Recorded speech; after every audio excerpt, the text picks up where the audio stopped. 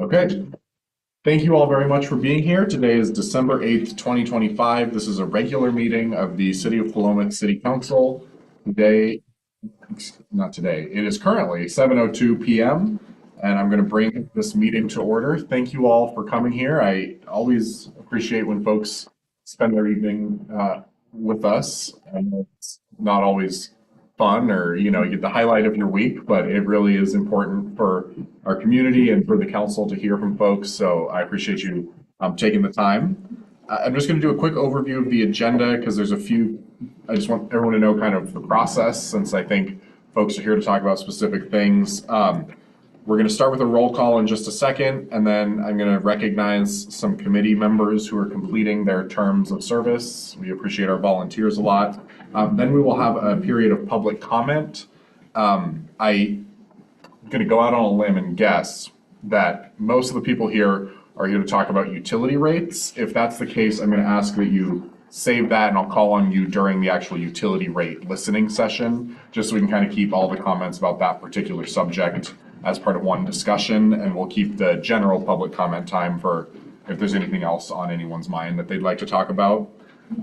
So if you turned in a piece of paper to the city recorder, I know those papers can be a little confusing, so if you feel like you were supposed to be called for something that you're not called for, there's not a lot of us here, so just like pop your hand up or something and we can work it out. But for the most part, we'll try to stick to that. Then we'll have our consent agenda, which is just sort of a procedural thing, approving our minutes from the past. Under new business, then we'll start with our listening session about utility rates, after which we will talk about the upcoming Philomath Community Vision 2050. We have some exciting news to share there. And then we'll start talking about our council retreat coming up in January. We need our counselors to get ready to start the whole strategic plan thing again. And then the city manager, doesn't it? And then the city manager will give us some updates on our traffic safety action plan. And we'll wrap up new business with Samaritan Award nominations.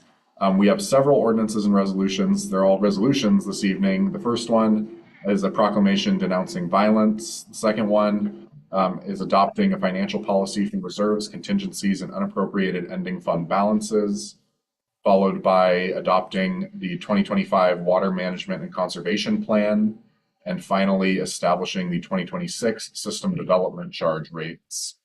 And then we'll wrap it up with our reports and information and correspondence. With that, could we have a roll call? Present. Here. Spencer Irwin. Present. Rick Caseman. Present. Teresa Nielsen. Present. Richard Salsa. Present. Mr. Warren. Present. Wonderful. Welcome. If you want to give public comment, there's just a little sheet on the desk there. We just ask you to fill it out and give it to the wonderful city recorder. Yes, at her lair.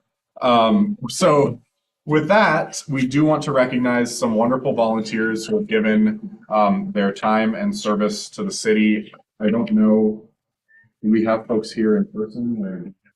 Yeah, Carly. Okay. Yeah, we would just go down. Okay. The very first one's here.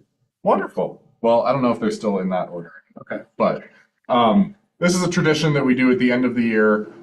City committee, board, commission terms run generally from January through the end of the December of the year that they're ending. So we want to recognize the folks whose term on a city committee or commission or board will be ending this year. And to clarify, this doesn't mean that they will no longer be serving. It just means it's the end of their term. They are potentially eligible for reappointment if they reapply. That's what the council will be considering in January. But first up in my stack, which I don't think matches your list because we went through them a little bit, we would like to recognize Eric Wiggins for service on the Heritage Tree Program Committee from March 2023 to December 2025. So.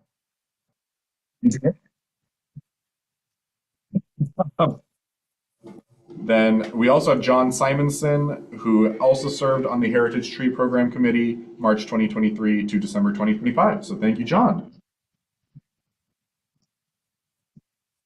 I was going to say hold the applause, but I need time to open the next one, so this is good. Next, we have Darlene Rose, who served on the Philomath Planning Commission from January 2022 to December 2025. So, all right. Look at that. I'm glad we actually get to hand this to someone. Thank you for your service. Very much appreciated. Wonderful.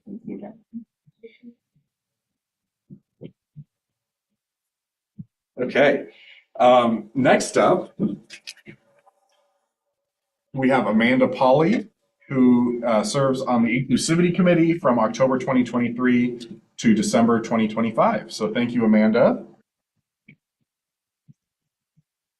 Next up, we have Amanda Polly, who also served on the Budget Review Committee from February 2025 to December 2025. I think finishing out a different term. So, next up, we have Tyler Pellet, who served on the Park Advisory Board from January 2023 to December 2025. So thank you, Tyler.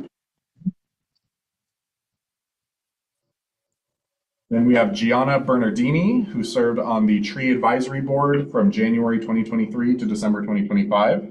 Thank you very much. Next up, we have Scott Austin, who served on the Park Advisory Board from January 2023 to December 2025. Thank you very much, Scott.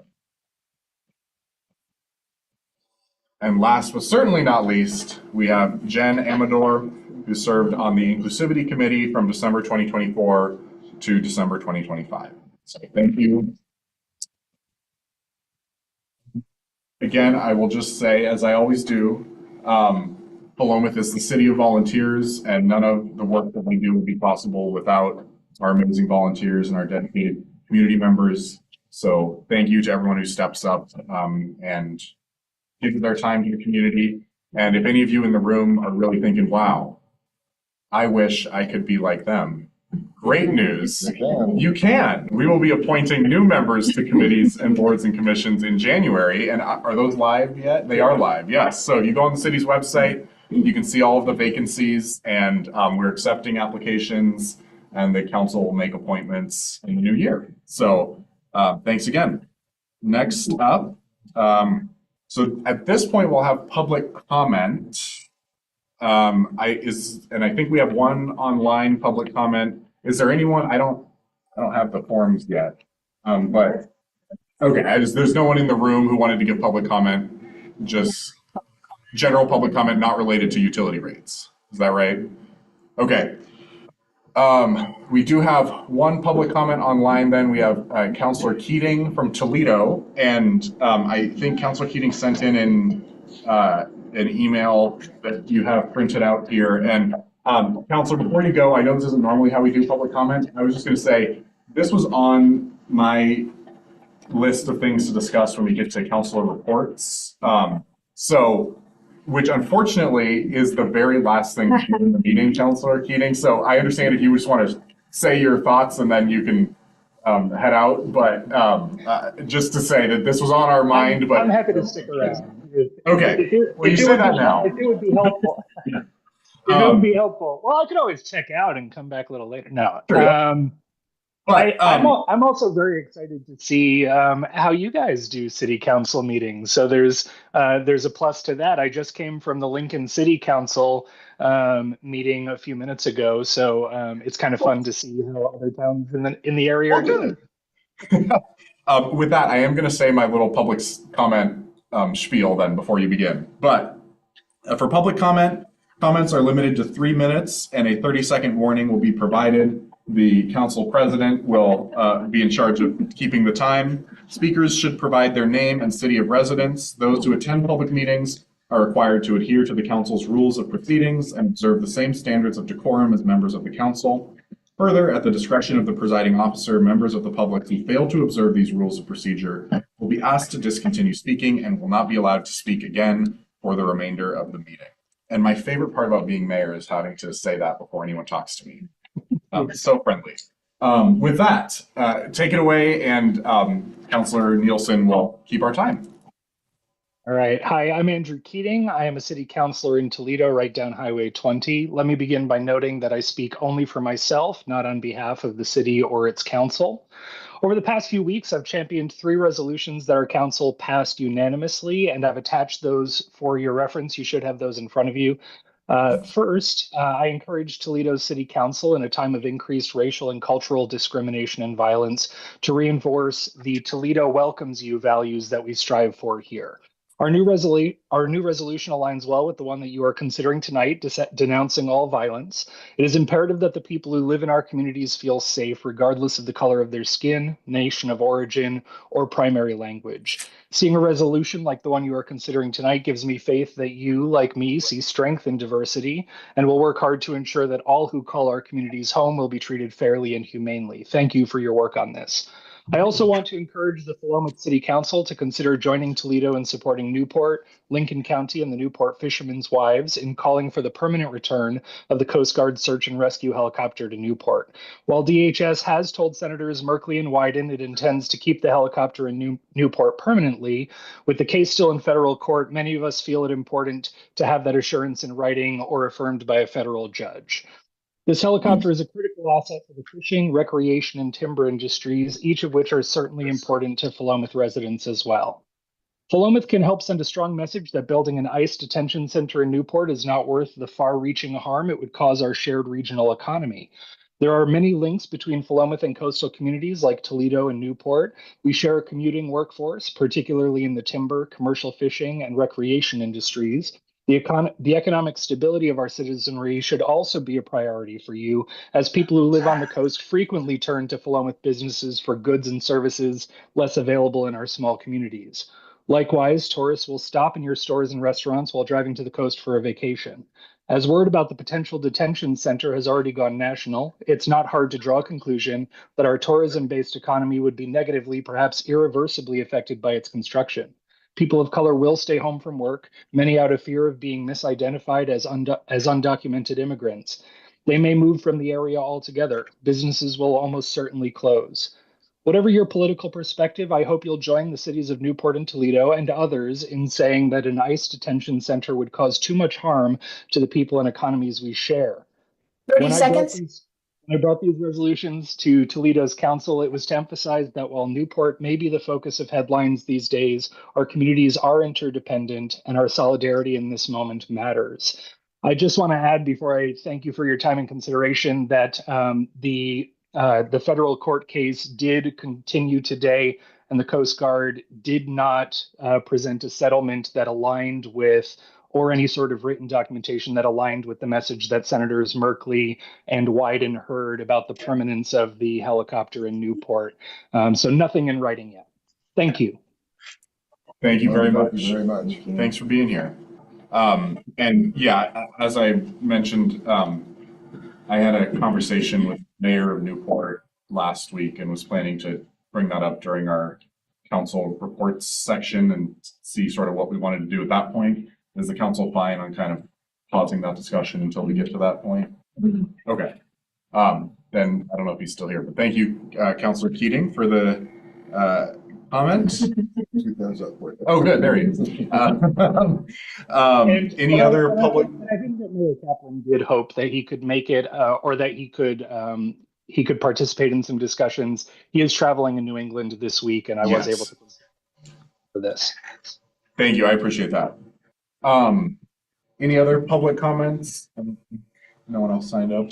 Okay. Next up, we have our consent agenda, which includes the minutes from our November 3rd work session and our November 3rd regular meeting. I move to the consent agenda. Is there a second? It's been moved by Councilor Andrade, seconded by Councilor Caseman. All those in favor, please raise your hand and say aye. Aye. Aye. All right, the consent agenda is adopted or approved unanimously. And then that brings us to our new business, starting with our utility rates listening session. I'm going to just do a little perjury here. So for the council, this starts on page 11 of your packet, and I hope this isn't new information for anyone here on the council. But for those in the room, we really appreciate you taking the time to be with us this evening, as I mentioned. Just a few sort of clarifying things I think we wanted to say before we begin, that this is all a proposal. None of this has been approved, and the council won't be taking any action this evening. This is sort of our third listening session and one of several more. Oh, thank you so much. Wonderful. And one of several more public meetings we've been holding on this. And the challenges that we're facing are outlined in, I think, some of the papers that you can see there at the front. And I think the other thing I wanted to say in my mind is obviously the council does rate adjustments every year.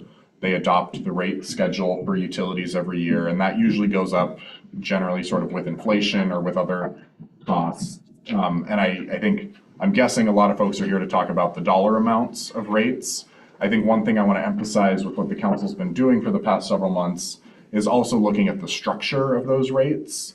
And in my mind, those are kind of two separate conversations. There's how do we want the rates to be structured? Do we want there to be different tier levels? Do we want there to be elevation changes? Do we want there to be other changes to the way that we charge rates? That's sort of one conversation.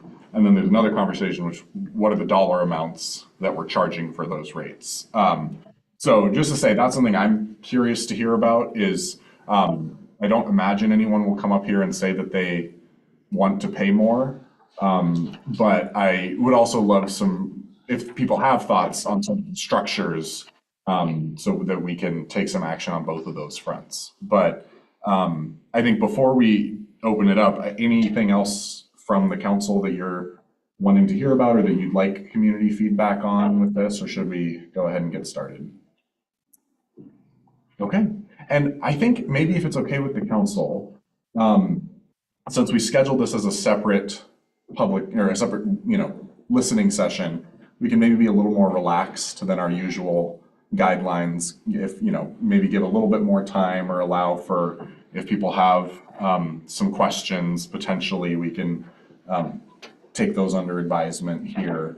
Not, I don't want to get into a full, hours long back and forth kind of thing, but I think I don't want it to be kind of stuffy, say your piece and get out that we usually do. Does that sound okay? So do I need to do any time? I just need parameters. No timing at all then on this or some, or just give me some parameters on what you'd like. I think. Are we timing, not timing? Let's maybe say 5 minutes. Does that work? Okay. And then let's get through that and see how we're feeling. Okay. Okay. So with that, we will start off. I think the first person I have is Van Hunsaker, who would like to testify on the utility rate study. So thank you very much, Van. Named Van Hunsaker, I live here. We've got a couple of pages. I went through in the second page, and I took my utility bills from this year and showed you what I paid for all the different things. And then with the new water, sewer, and storm drain, showed what it would be, based on the complete amount of money that you would pay, not the, 3 phases that suggested by Ratcliffe. So I used just the final one. So that shows you about, for my wife and I, which is just the two of us at home, it's about $450 more each year for the two of us. And for me, I'll be the first one that'll say, I'm fine with doing this. The city needs to have more money, and they haven't kept up with things. And this is all definitely needed. It's a very good start of where things used to be. That does average from $87 to $125 a month. I'm sure there's people that's going to be a problem for. So the only comment I make is what I mentioned here in the letter about the tiered system. I'm sure there's families, and like I say, there's just two of us.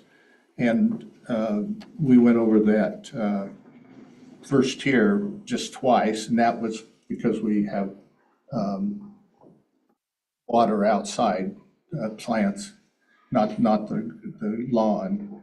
And so I'm sure there's people out there with, if there's 4 or 5 of them in the family, a couple and 3 kids, they're gonna be over that 6 every time. I can't see how they wouldn't be.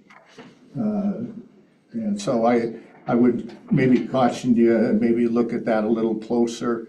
That doesn't allow them to conserve, because if you have 5 people and you use a unit and a half a person, you'll never conserve enough money or enough to save that much money. So that's the only thing I have about that. I did notice and I didn't say anything in this memo, but there's places where the storm drain and the sewer in particular, I think it was, that there's rates for $4,000 a month for, businesses and stuff. And I'm not sure how you'd ever figure you can get, expect people to pay that much. I assume it's for businesses, but I didn't even look at it, but I just saw the numbers and I thought that's kind of way out there.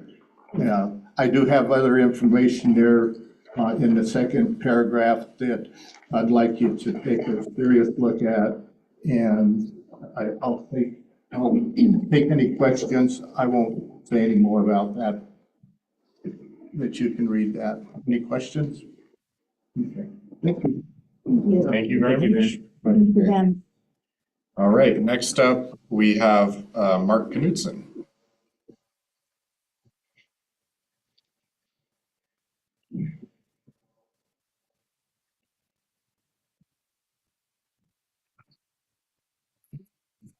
Thank you. Hello, everyone. My name is Mark, and I went to the Timbertown Coffee discussion on water sewer rates. Thanks for giving me the opportunity to be heard then. I had some thoughts and observations at the meeting after I had time afterwards, and I wanted to share those tonight. One of them is, even though the rates that the city currently charges is very high, my feelings were that the city is going to charge however much the city says it needs without taking into account what is reasonable, how much people can afford, how much other similar sized cities do their water and city for, and then how well the city manages its dollars or our dollars. When I consider the way the city managed the Mill Pond subdivision and 11th Street, it's not surprising to me that our water sewer rates are as high as they are.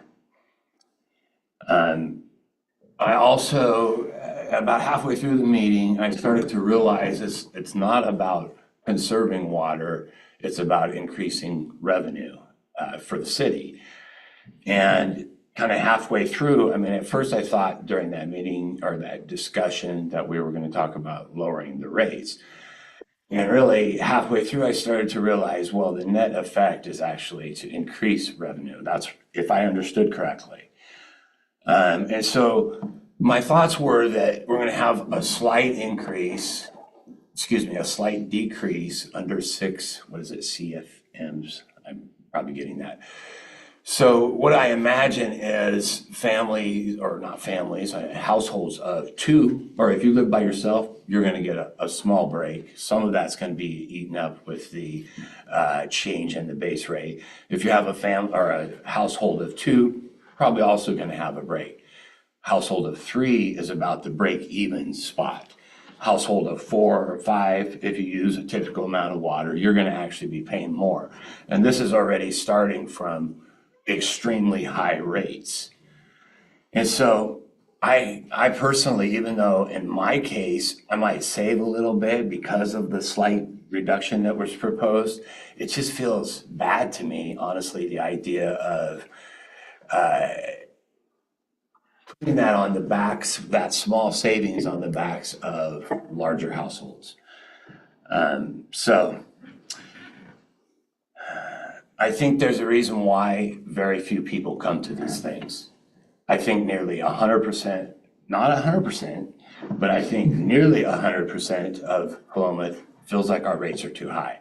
I think that the work that the mayor did to compare other small cities, some of them, he compared some of them. I really applaud that work. I think almost everybody feels that the rates are too high. But I don't think people feel like, I think their voices are heard, but I don't think when they come in and say, hey, the rates are too high, or this is too much, I don't think they feel like in our city that it's gonna cause change. I think they feel listened to, but that it's not gonna cause change. And I would ask, that's regardless of how much it was. If the city was to come out and say, actually, we have to double the rates, even though they're already super high, well, that's how much we need. It doesn't, regardless of how much people can afford, or regardless of how much other cities do, that's how much we need.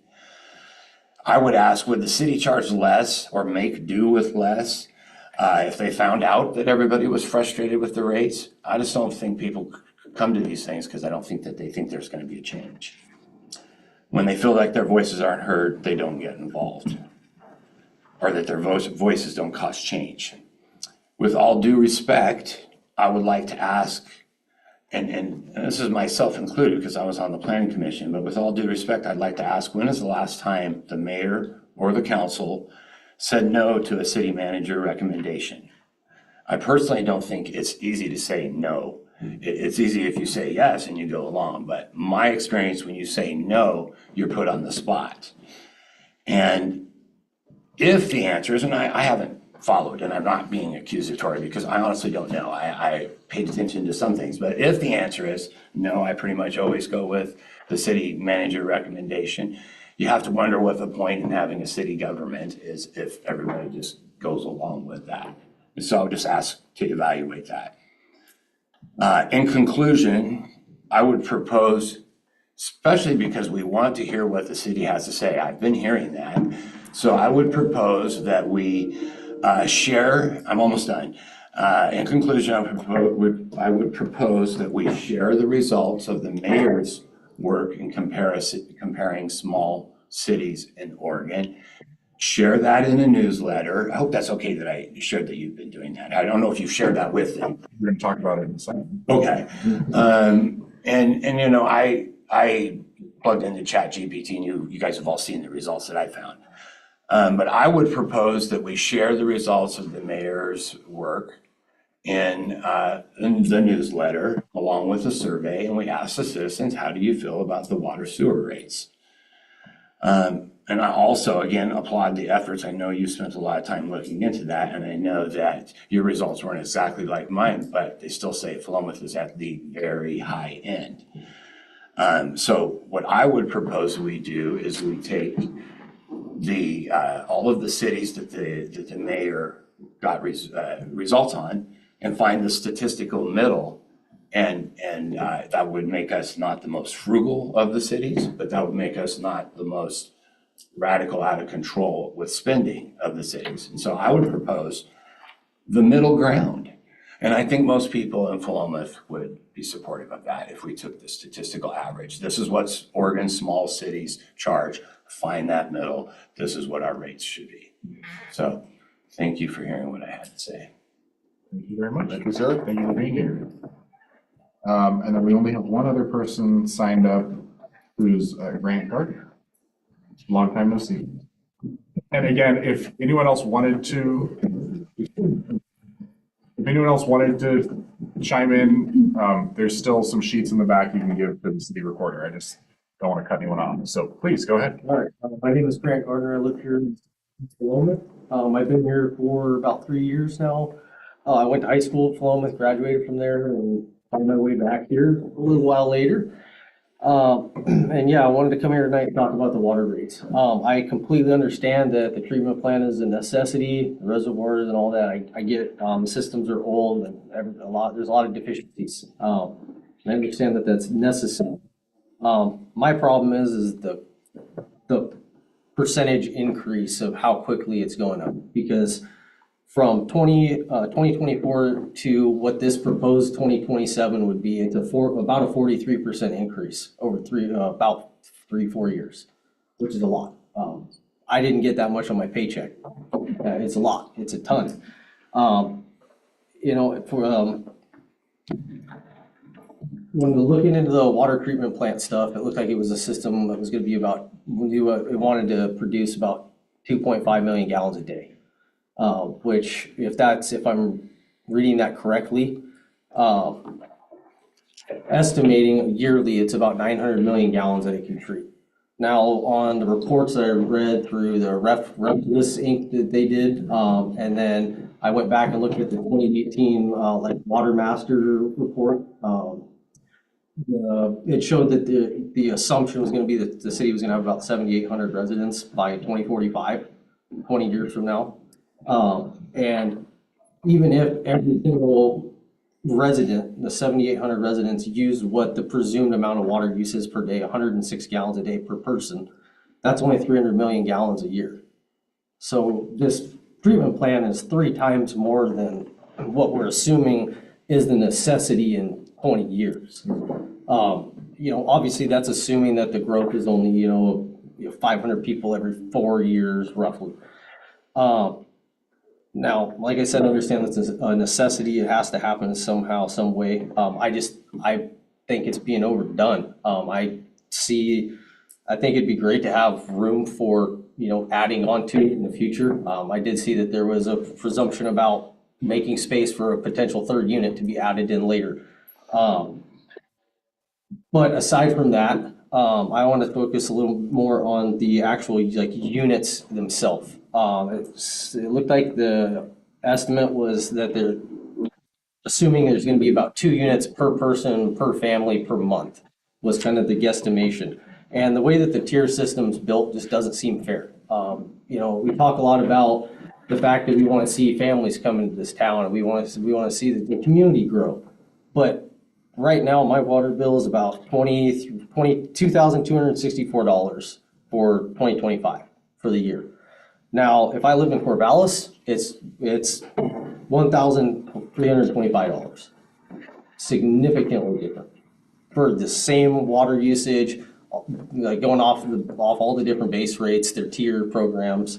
I think the tier system, I think it's a good system. I think it's great. But I think that it should be changed a little bit. The way that they have it presumed is 0 to 5 units, you gain a little bit. It's 570 versus 655. Then you go from 6 to 11 and jumps up to, I think it was 875, I can't remember. 850, okay. It jumps up pretty quick. Corvallis has the first tier from 0 to 7, which I think is quite a bit better because I think it's going to be, you're going to have less effect on families. My neighbor across the street, I was just talking to him tonight about this, and I brought it up, and he's like, "Oh, that's fine. It won't affect me and my wife." Well, I want to have a big family. I want to have a lot of kids, but that's gonna hurt, and I'm not going to be able to water my yard anymore and have a nice yard. I'm just going to have to let it die, And I understand that that's something, whatever. But the city's going to be paying $2 a unit to have nice green grass,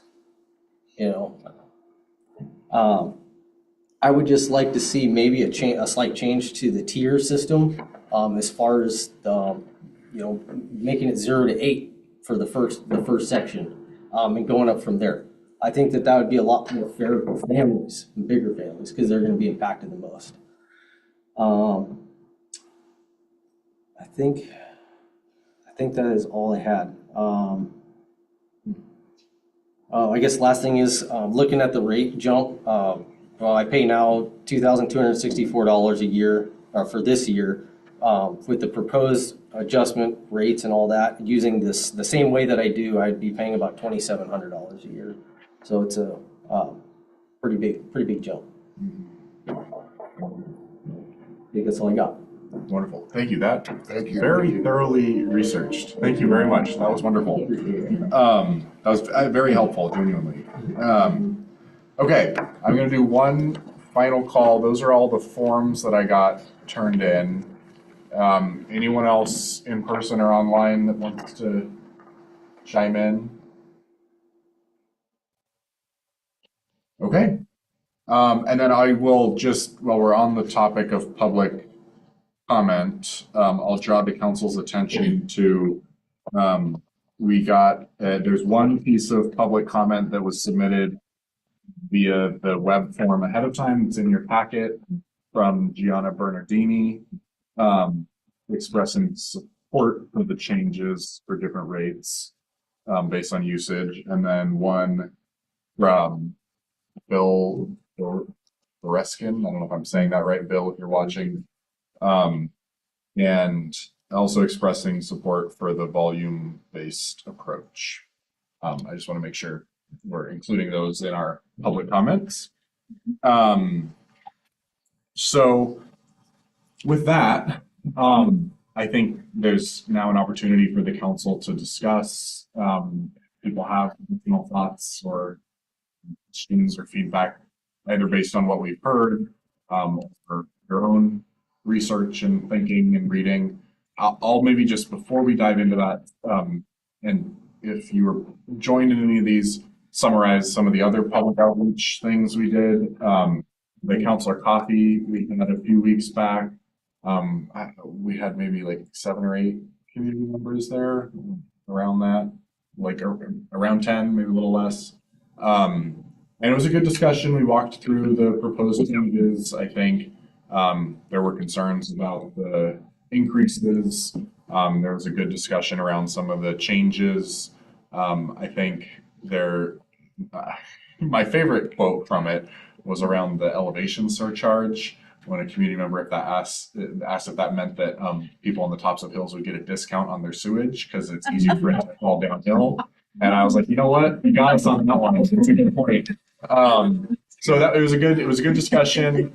The other thing that came out of that was just highlighting the fact that in the current proposal, we don't really have a differential rate for low income on water. So that might be something for the council to think about. I know that was highlighted at that event. And then anything else I'm missing from that event for anyone? Mark raised his hand. Yes, when there's multiple residents. Oh, yes. Yeah. Single, I know that. No, yeah, that's a good one. Yeah. And I think we already incorporated that into our work now, but just there was a good catch, just that if you have like a duplex or a triplex that's on 1 meter, if we're doing the tiered rates, that obviously means you're going to kind of immediately be jumping into like tier 3. So just whatever tier cutoffs we land on, if there is a duplex or a triplex that's on 1 meter, we would just multiply that by 2 or 3, depending on how many units are sharing that 1 meter. So it's a relatively simple fix, but it's a good thing just to incorporate. That's a good catch. Thank you. And then the city manager and I did a virtual sort of town hall listening session, conversation, whatever you want to call it, just last Thursday evening. And we only got a couple community members that tuned into that. Apparently there were a few other people that bopped in while I was talking and I didn't realize that they did, including apparently my mom. I didn't know it until I saw her and she was like, oh, like, oh. Anyway, I hope she didn't hear me do that impression. Wait. But again, I think that was also a good conversation, some good discussion. I think there was only one sort of vocal community member that we talked with too much. Everyone else is kind of in and out. But I think he understood for the most part, similar to some of what we heard tonight, that there is need, but, just wanting to kind of balance that with the effect on families. I think, and I don't want to make light of this, I think the main thing he was relieved about is that we weren't wanting to raise it as high as Lakeside raised it. So that was the only thing he was worried about, and we aren't. But I don't want to make light of the situation. We also had a good conversation about the impact of the proposed rates. So I just wanted to bring the council up to speed if you weren't able to join for those events. That's, I think, the summary of kind of where we've been on our outreach events. And then, as Mark mentioned, I promised at a previous meeting that I would kind of do my own analysis and homework on this. And in classic Christopher McMorran fashion, I did my homework the night before. Um, They understand about well, that. that's not true. I started it a few weeks ago, and I finished it now. As Mark mentioned, we are on the higher end of rates. And what I ended up doing was I got all 46 cities who have in Oregon who have a population between 3,000 and 10,000. And then I could only find somewhat reliable data for about 38 of those cities. And then within that, I tried to do what is the total bill. So that includes your water base rate, your water volume rate, your sewer base rate, your sewer volume rate, the storm drain base rate, and in some places they have sort of a volume rate or, rate based on lot size. And then I did a category for other fees, because that's one thing that I think we haven't talked about a ton in this conversation. There's some cities where the only thing they charge on your utility bill is water and sewer. And then there's some cities, famously like Corvallis, who someone wrote a letter to the editor asking if Corvallis was trying to solve world peace via their utility bill, because they have like an urban forestry charge and a transportation charge and a street charge and a public safety charge, all these things. And so that can make a big difference. I mean, I think the biggest, there's some in there that were like, 30 or 40 extra dollars on a bill, whereas some are $0 extra dollars. So I put that all into this spreadsheet, and the only thing I'll say on this is it's a little difficult to compare, because every city calculates this a little differently. Philomath is obviously the only city I have ever governed, so in my mind, everyone did it the same way we did, and we calculate it with a base rate and then a volume rate based on units, which is 100 cubic feet. Some cities do it based on 1,000 gallons. Some cities do it based on gallon. Some cities do it based on 1 cubic foot. A lot of cities have sort of cut out where like your base rate includes your first 500 unit or 500 cubic feet. Your base rate includes your first 2,000 gallons. Some have different rates in the summer versus the winter. So it's a little difficult to fully get it, but we are in like the top, I get 5 or 6 there. Of the rates we compared. And again, take that with a little grain of salt, where those are probably a few dollars off. So I think it's safe to say probably top 10 at least, of those 38. So I just think that's important for us to have in mind context as we do this. Obviously, it's good to know that. On the other hand, the costs that other cities have don't impact the costs that we have. So, we have to balance this. I think what was really helpful for me was the realization genuinely that the biggest the difference I saw between our rates and the rates in other cities is that we are much more reliant on the usage charges than on the base charges. A lot of cities have much higher base charges and much lower usage charges. And we have kind of flipped, which I think was just a good eye opener for me because I live alone in one unit, not to sound sad. Well, that's true. Depends on the context, but so my water bill is actually pretty low because I only use a little bit of water, and because we are much more heavily focused on the usage rate in Philomath. That means that if you don't use much water, you get off well, whereas if you use more water, you are paying a lot more. Whereas a lot of cities, like there's some here where their base rate is, I'm trying to find like. So for context, our base rate is $18 and our volume rate is $6.55. Whereas like Lafayette, their base rate is $58 and their usage rate is $1.81. So you can see that makes a big difference, right? Where if you're using 2 units in Philomath, you're paying like 17, or I guess not, you're paying like $13, $14, right? For that water usage. Whereas if you're using 2 units in Lafayette, you're paying like $3. So I think that was a good eye opener just in terms of seeing structurally where we're different. And I think that's one good thing about this is just trying to shift some of the cost to the base rate as opposed to the volume rate. I know that's something our consultants talked about. So anyway, I can share this spreadsheet out with the council, and I apologize I didn't do that earlier. It's been a busy day at work, so I was not doing city stuff until after work, which is how it probably should be more often. I hope my boss is not watching this.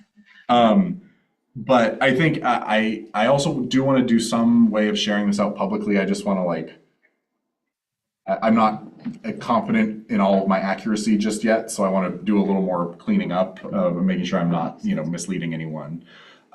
So I'm going to stop talking. I've been talking a lot, but I just kind of wanted to share that some homework I did in addition to the folks who shared tonight. I keep saying that if someone can come to me with a great solution, we will do it in a heartbeat. Um, I don't like the whole idea of this. I am really concerned about the fact that we're already near the top, and this would probably, put us at or even more near the top. So I just think that's important context to have.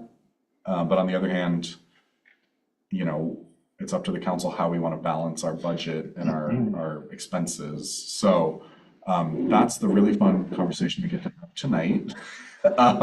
Turning it back over to my esteemed colleagues.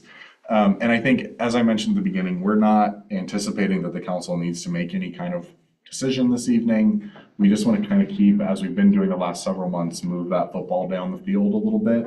If there are things we can agree that we do or don't like, that's helpful. But there's no, under even the proposal here, none of this goes into effect until March. So we have time to tweak this. We have time to, explore, to find more data, to get more information, the other things. So with that, is there questions, discussion, Councilor Crocker? I've got discussions. Somewhere else in our packet, there was the average household in Philomath. It's 2.5 or 2.6. So we're not talking about the average household. I am in agreement that we do not want to penalize families. I think we need to support families, and they've got more mouths to feed and things to do. So I would personally be more in favor of a unified rate rather than the tiered system, averaging it all out so that it is fair to families. I think also we have a brand new treatment center, water treatment, and we needed that very badly. We can't lower our prices and say, well, we don't have to pay our bills because we don't want to pay that much. We have to meet our obligations. And so we do have to charge enough to pay that obligated bill. It would not be fair to take it out of some other tax to cover the water treatment. I think we need to pay the bills. So that's an unfortunate reality. Everything's gone up. The cost of all the building has gone up. Everyone knows that everything's gone up. So we can't avoid that. I would, I would rather just get rid of the tiers and make it even and fair, the same for everyone. I don't think we have a water capability. We don't have a problem with giving the water. We have enough water, is what I'm trying to say. 2 months out of the year, it might get a little low, and we have provisions for that. It's already all set up and we are covered. It's not like we're going to run out of water, and so we have to make people conserve water. They can conserve water if they would like to. Absolutely, that's great. But those, again, and some people have mentioned that, when you got a family with 4 kids, they're going to use more water than a family of 2. So, and I don't think they should be penalized. That makes sense? Yeah, I guess just follow-up question to that. I know Grant had talked about maybe keeping tiers, but just upping the cap. Would you be in favor of that, or are you pretty firm on just? I'm pretty firm that I want to support families and everybody pays. I don't think it's going to make a lot of difference. Average this all out, rather than some people going down on their bill. We all just take a smaller increase rather than charging families quite a bit more. Thank you. I'll do Councilor Irwin and then Councilor Nielsen. I guess my thinking on the tiered system is, I first of all, I absolutely don't want it increased rate to apply to a family. And I think we were all pretty clear about that even in the initial discussion around this, that that's not what the use of the tiered system would be intended for. And so, but I feel like there's kind of a zone where it's hard to tell if you're, I don't want to say penalizing, but discouraging heavy water use for a small family or hurting a small household or hurting a family that is using, like, it's hard to say if it's two people with an immaculate lawn and, you know, I don't know, ever flowing fountains and all kinds of like water, like extreme water use, or if it's a family of 4 or 5 and, or 6 or even larger or whatever. And so, I think that makes the tiered system cumbersome and, short of having a really high, like it just doesn't appear to have the desired effect, and without really having accurate data about where the threshold for an average family is here, like, and I feel like I asked Raphael this when we went, I don't know how you say it. Raftellus? Raptella? Sure. Sure. Okay. Consultants. The consultants, it's just kind of like not the data we have. And the other thing that I would say is that I feel like we as a city have an obligation to make the water system self-supporting. And I, like you said, I don't want to, that's not a list that I want to be in the top 10 on, top 5 on. But short of restructuring the way that we fund all these things and like completely changing the way the city does things, which doesn't feel very practical either, I'm unaware of a way to get around that. I guess like Mary, you were saying, like if somebody has a perfect answer, I would, I'm ready to move on that now. And I think that unfortunately, we kind of have to charge what it costs to do it. And then we could look at ways to make adjustments later, that kind of thing. But I think given the system that we have to work within, we have to be able to cover like Councilor Crocker said, we have to be able to pay our bills. Councilor Nielsen? And I think we're all pretty much on the same page about not wanting to penalize families. 0 to 5 units is basically 2.1 person. That's not, although they may claim that, Philomath, we're family friendly. We're known for having a good education system. We're known for wanting to encourage and support families within our community. And I think the tiered system seems very punitive to me. And so I agree that the 0 to 5 units is just not realistic for the average household in Philomath, or families that we're trying to encourage to build their lives here within Philomath. So that we have to address that. And if we're going to do tiers, it has to be in a way that is not punitive or damaging to families. But if there are individuals that are using 20 units, if it's their choice to use 20 units a month, that's a lot. Maybe they can have a slightly higher rate than others. We garden, and I have a very large family. Most of them are gone from our home now, but we raised 6 children in Philomath, and that's a lot of showers. And if you add that to athletics and a garden besides, you can imagine what our water bill was throughout the years as our kids were growing. But I love Philomath, and I'm dedicated to making this a place that future families will want to be and stay and raise wonderful people within that will benefit the world. And so I do think we do have to, as we've all mentioned, we do need to pay our bills. We have to be responsible financially for the well-being of our city, not only today, but in the upcoming years.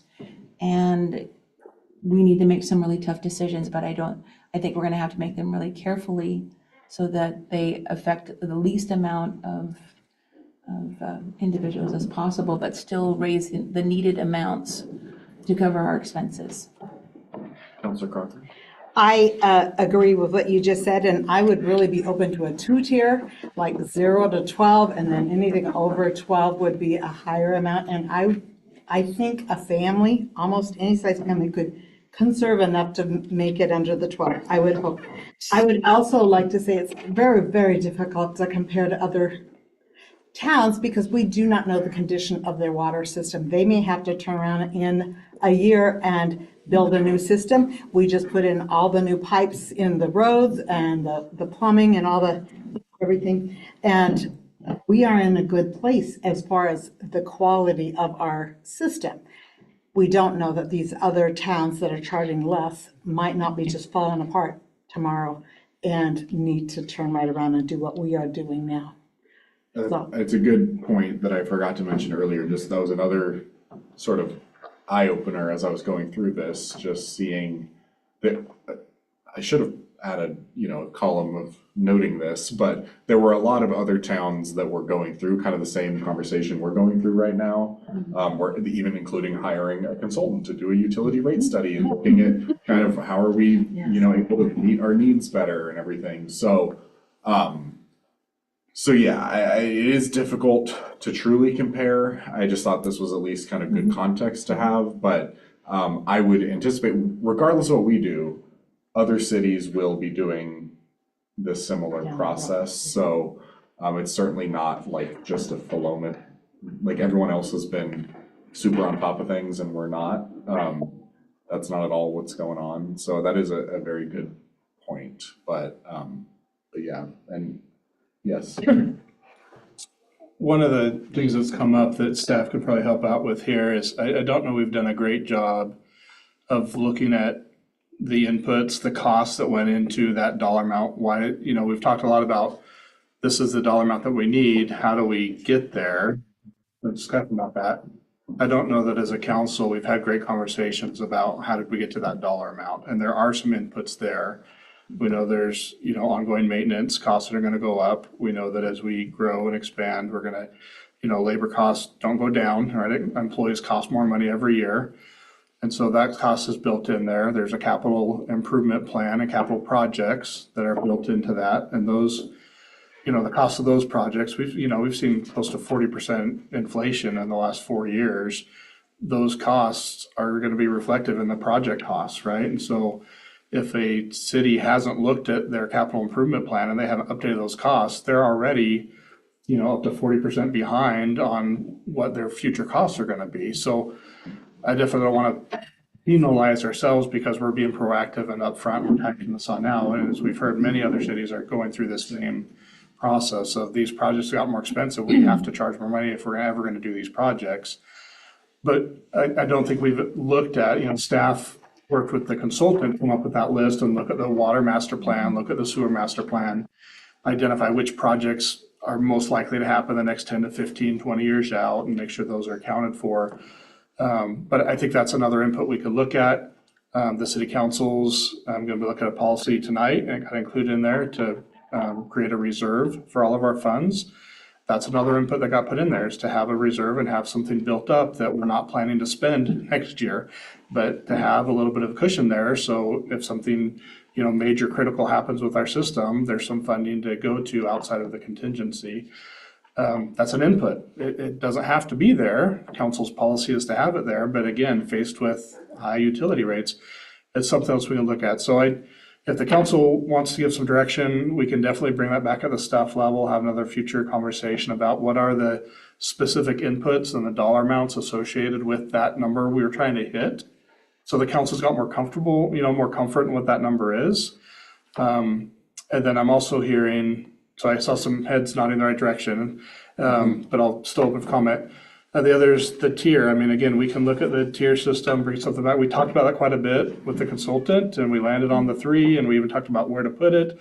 And we kind of gave you what you said you wanted to see. Now that you've seen it, it sounds like there's some pulling back. So I guess give me some direction what you'd like us to calculate. We're more than happy to figure those numbers out. We had conversation about how much to put in the base versus the volumetric charge. Raftelis' recommendation was to land where we landed with going from 18 to the 25. that can change still, right? If we want to put more emphasis, if the base stays lower, your volumetric is higher, you've kind of got a built-in incentive to not use any more water than you have to because you're paying more per volume. And if you're only paying $1 more per unit, like in some cities, well, you just run the water all you want to, it's only charges $1 more for every, 1,000 units of water every unit of water you're running. So we can change the structure that's been recommended. If we want to still lean on conservation, we can do that even through a flat rate by just putting more weight on the volumetric and less weight on the base charge. That's still going to help your smaller households, right? Because they're still going to have that lower base, lower volume, but it may accomplish the conservation effort as well without having to have a multiple tier. So there's still a lot that we can look at and some levers that we could still pull to bring that back to you. And we're more than welcome. The first proposal in here, if you recall, was to not do a first increase till March. The council really wanted to bring this in over time to not be like one day to the other. I think the example we got on Thursday night was like an $80 increase in water rates on Lakeville. I think it was from one year to the other, like 1 month to that, it was $80 more, which seemed extreme. But they did it once and they heard a bunch of complaining and then people adapted and they moved on with their life and they didn't have to approach it again. Pros and cons. But my point was we weren't looking to do a first increase till March. So we've got some time and we don't want to extend this out and talk about this for the next 6 months. But there's some time if you want to look at other options, we can bring you back other options. We just need to know what other options you want to look at. But Chris, just to be contrary a bit, what you heard wasn't that what I heard, maybe not what you heard, but what I heard was that we were concerned about the families and the 0 to 5 units on that tiered part didn't work for 3 of us. And so I think we do want to talk about conservation, but we don't want to talk about conservation penalizing families that need more than 5 units of water a month. Does that make sense?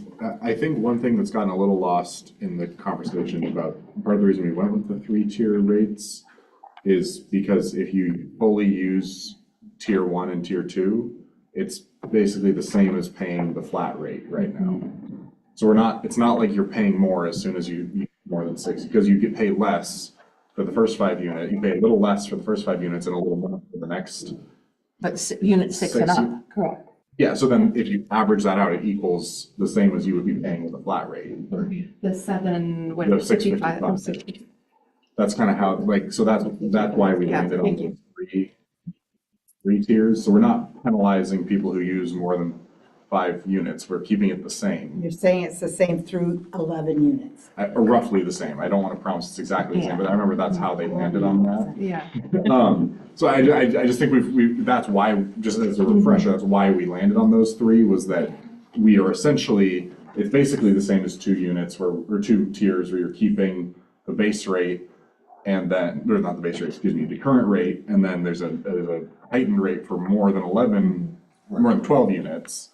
For each unit after the. Yeah, but if you're using 12, if you're using less than 12 units, your rate is the same as it would be right now when you combine two. I get it's complicated. I understand what you're saying. I understand.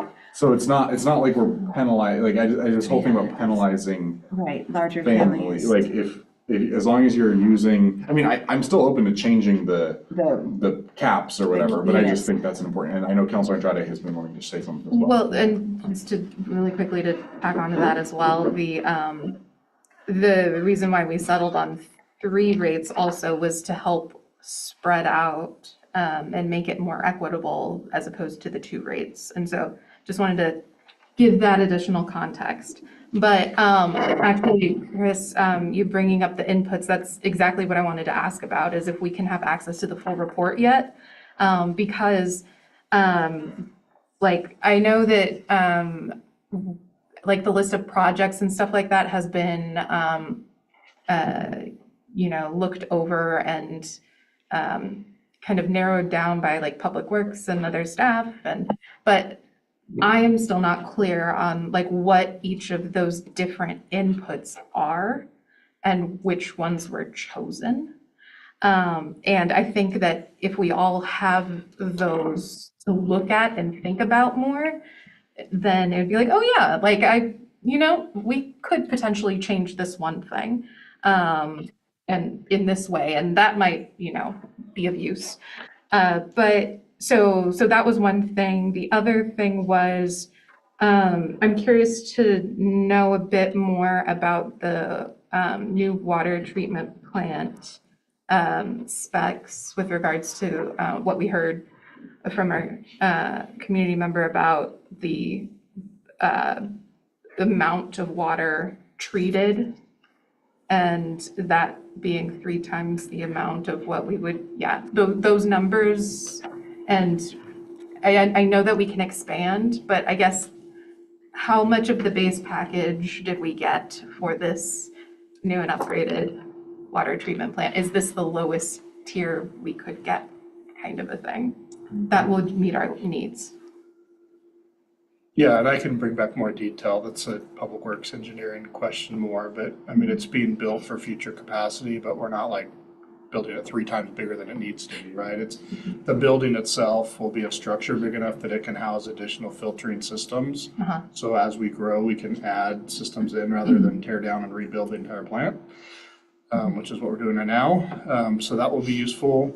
Those filters come in our rack and you gotta fill the rack, and so it's by rack, but I don't know the details on like how many filter columns per rack or any of that, but because it's expandable, I mean, we'll only be putting in there what needs to be in there. And then those columns need to be replaced when they get used, and the replacement schedule is all based on usage. So even if the rack's in there and sitting there, you're not replacing those extra columns of filters just because they've been there for 2 years, right? It's only based on how much volume actually goes through them, and then you're gonna be replacing them. So I can get more technical, or I can get Public Works to get a little bit more technical on that when we go through it. But in part, I would just say we're not building out for specs for 10 years from now. We're building what we need for today. We do have a couple of months during the year where we get a little bit tight, where we're not only producing as much water as we can produce, but we're actually drawing down the reservoir during the day. And then at night, when everybody goes to sleep, it allows the reservoir to fill back up. We now have 2 reservoirs that we can fill back up. But, worst case scenario, you're in the middle of August when it's hot and you get into fire season and you get at the end of the night and everything draws down and then you have a fire. There's some concerns there, right? So we definitely want to have the treatment capacity here to be able to keep the system charged and still have our reserves in place for fire suppression and kind of those safety backup reasons that you want it for. So I guess in short, it's been spec'd out. We're not overbuilding, I would say. I believe the plant's going to meet our current needs and have capacity to grow in the future, but we're not going to. So think like we can't build a plant to meet daily average capacity. We have to build it to meet maximum, right? Because like, if everyone uses 3 times their average water in July, that means we need to be able to supply everyone 3 times their average water in July, even if that's the only month that we produce that we have that much demand. We can't I guess we could just tell people they can't use water in July, but We can put them a rack of filters, right? Right, Like in the right, winter yeah, months, we're not yeah, going to yeah. use both racks of filters. We'll just use the Right. one rack, and then in the summer, we'll expand over to use the other. And so we'll be using that filter system more, which is going to create wear and tear, and eventually those need to be replaced. But just having the new plant and the new technology is going to allow us to only use what we're using without wear and tear on the entire plant. But it's a good question. I think some more data would be helpful. Sure. Thank you. In current perspective, I don't know if it's a private city issue, but would we be able to know what percentage of households use over 12 units? So if I knew, well, 40% of the houses are using over 12 units in I think Philomath, it's or, 3 yeah. to 4%. so, We've gone over this We data have that before. in there. okay. I can bring that that, last I can bring that back, though. It was in some of the reports. Was one of some of the breakdowns that said how many. I think it was about 3 or 3%? Don't quote me. It's around Right. 3 or 4. But I guess to that point, are we able to know, if I remember correctly, I think the finance director said that we don't have necessarily like income status for those Okay. households, right? So it's just, Usage, but not income staff. but do we know how many of them might be on the low income paper or like form for the city? That'd take some digging. It may be worth looking into. And also, We can't know the demographic either, correct? Like, we would just have the count of units. We wouldn't know if there were 5 people or 2 or. No, we wouldn't have that data. The only data we have is household, Okay, yeah. household usage and yes or no if they're on the low income bill. But I think there's only 16 or 20 households on the low income. There's not very many of them, so we could look. Okay, we have several other things on our agenda this evening, so we should probably wrap up this discussion. I think what would be most helpful for tonight is if we can kind of give. We did have one more person that after the listening session kind of ended, said they'd like to speak up that are in the audience. So if the council wants to open it back up. Would we like to open it back up? Yeah, well, let's do it. I was more just wondering if I could ask a question. Oh, sure. The conversation. Okay, wait, and you can just sit, just so that we can get you on the. Sorry, not to be weird. No, kind of a couple things. So one, the deal about you were saying about like punishing families, right? That had to do with the assumption that each individual would use about 2 units per month. So if you're talking about the 0 to 5 scale and you have a family of like 2 adults and like 2 younger kids, you're already at 8. So you're automatically going into that higher tier, like right off the bat, pretty much. I don't know how these tiers work, if it's like your first 0 to 5 are charged at one rate. Yeah, and then it's only the. Yeah, so, so that's kind of where that kind of lies. There was there was a demographics you're talking about the like who's in what categories. The Reptiles report that noted that there was I think it was, I might be mistaken. I believe I'll have to look at it again. It was 65% of residents fall in that 0 to 5, and 85% of the residents fall within the 0 to. It's the first and second tier within that range right there. I don't know if they missed a lot of some of it or not. And then there was, I can't remember, it was something you were talking about that slipped in my mind. I'll have to leave it at that. I can't remember what it was. No, I appreciate that. Well, now Vane wants to say something. Okay, let's keep it quick though. We do need to wrap up this. That's right. Well, just real quick, you have been talking about water, Yes, but that affects the sewer. yes. And then the storm drain, so you got more than one thing that affects what the rates are gonna be, or the amount people are gonna pay. Yes, absolutely. Yes, thank you. Oh, wait, that could be. Okay, all right. Okay. Final 2, and then I'm shutting it down. We have 12 million other things to do tonight. All right. Since you haven't spoken yet, can you just introduce yourself? Get you on the record. James Elias. I just have a question. Why does it matter what we make for our rate? Like you were asking, like income, like Oh, I should pay what I use. Like, I don't think it would be fair to say you use 50 gallons of fuel, and then if you go to Chevron, you use more, you get charged more per gallon. That's what you guys are proposing. yeah. The city just has an existing low income rate, so I think we were just asking how would this affect existing low income units? We're not proposing to create a new low income rate, but it's a good question. I appreciate that. And then as we grow as a city, we charge SDCs for Yeah. expansion.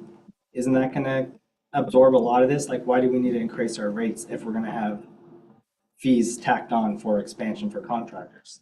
Yeah, so I think great question, and Chris, chime in if you want to add anything here. But the big piece of it is we have to replace the water treatment plant for our existing residents. Like the city could not grow at all. We still need to have a new water treatment plant. The current one is 40 years old, so it's not just about anticipating growth. It's about we have almost 6,000 people who live here who need water, regardless if anyone else moves here. And then I think about half of our system development charges for new development for water will go towards reimbursing the water treatment plant. That's been factored into the calculations that have been used for this. So, I'll just add, when we look at the inputs, that'll be part of it. One of the inputs in there Yeah. is if it takes this much money to run the water utility plant, it's gonna cost us much money in the future. What percentage of that comes from system development charges paid by new development? What percentage gets paid by current utility customers? So that's part of the breakup, how we get that number. So we can break that down a little bit more and you can see those differences, but we do account for that. So if we assumed we weren't gonna collect any SDCs, then this number would be much higher, right? Because then that would all fall in utilities, which is why we charge system development charges. So new development has to pay their portion of their fair share as they're coming into the city, and it takes that burden or lightens that burden for existing utility customers. So it's part of the equation, but there's a percentage that we estimate, right? We assume we're gonna have X amount of growth based on current growth rate, which we're getting from Portland. To make up our own growth rate numbers, we have to use the numbers from the state that they give us. So they figure by, 20 years from now, our growth rate is gonna be such, we're gonna have this many more households. That's what we need to use for our growth, but we can figure that growth. We know they're gonna pay a percentage of SDCs that'll go towards maintaining and the capital project specifically. SDCs can't go towards maintenance, they can only go towards improvements. So we look at total improvement dollar number, the capital projects, and a percentage of that is paid by SDCs, the other is paid by utility rates. So we split it. And part of this equation, though, you have to remember, this is a projection.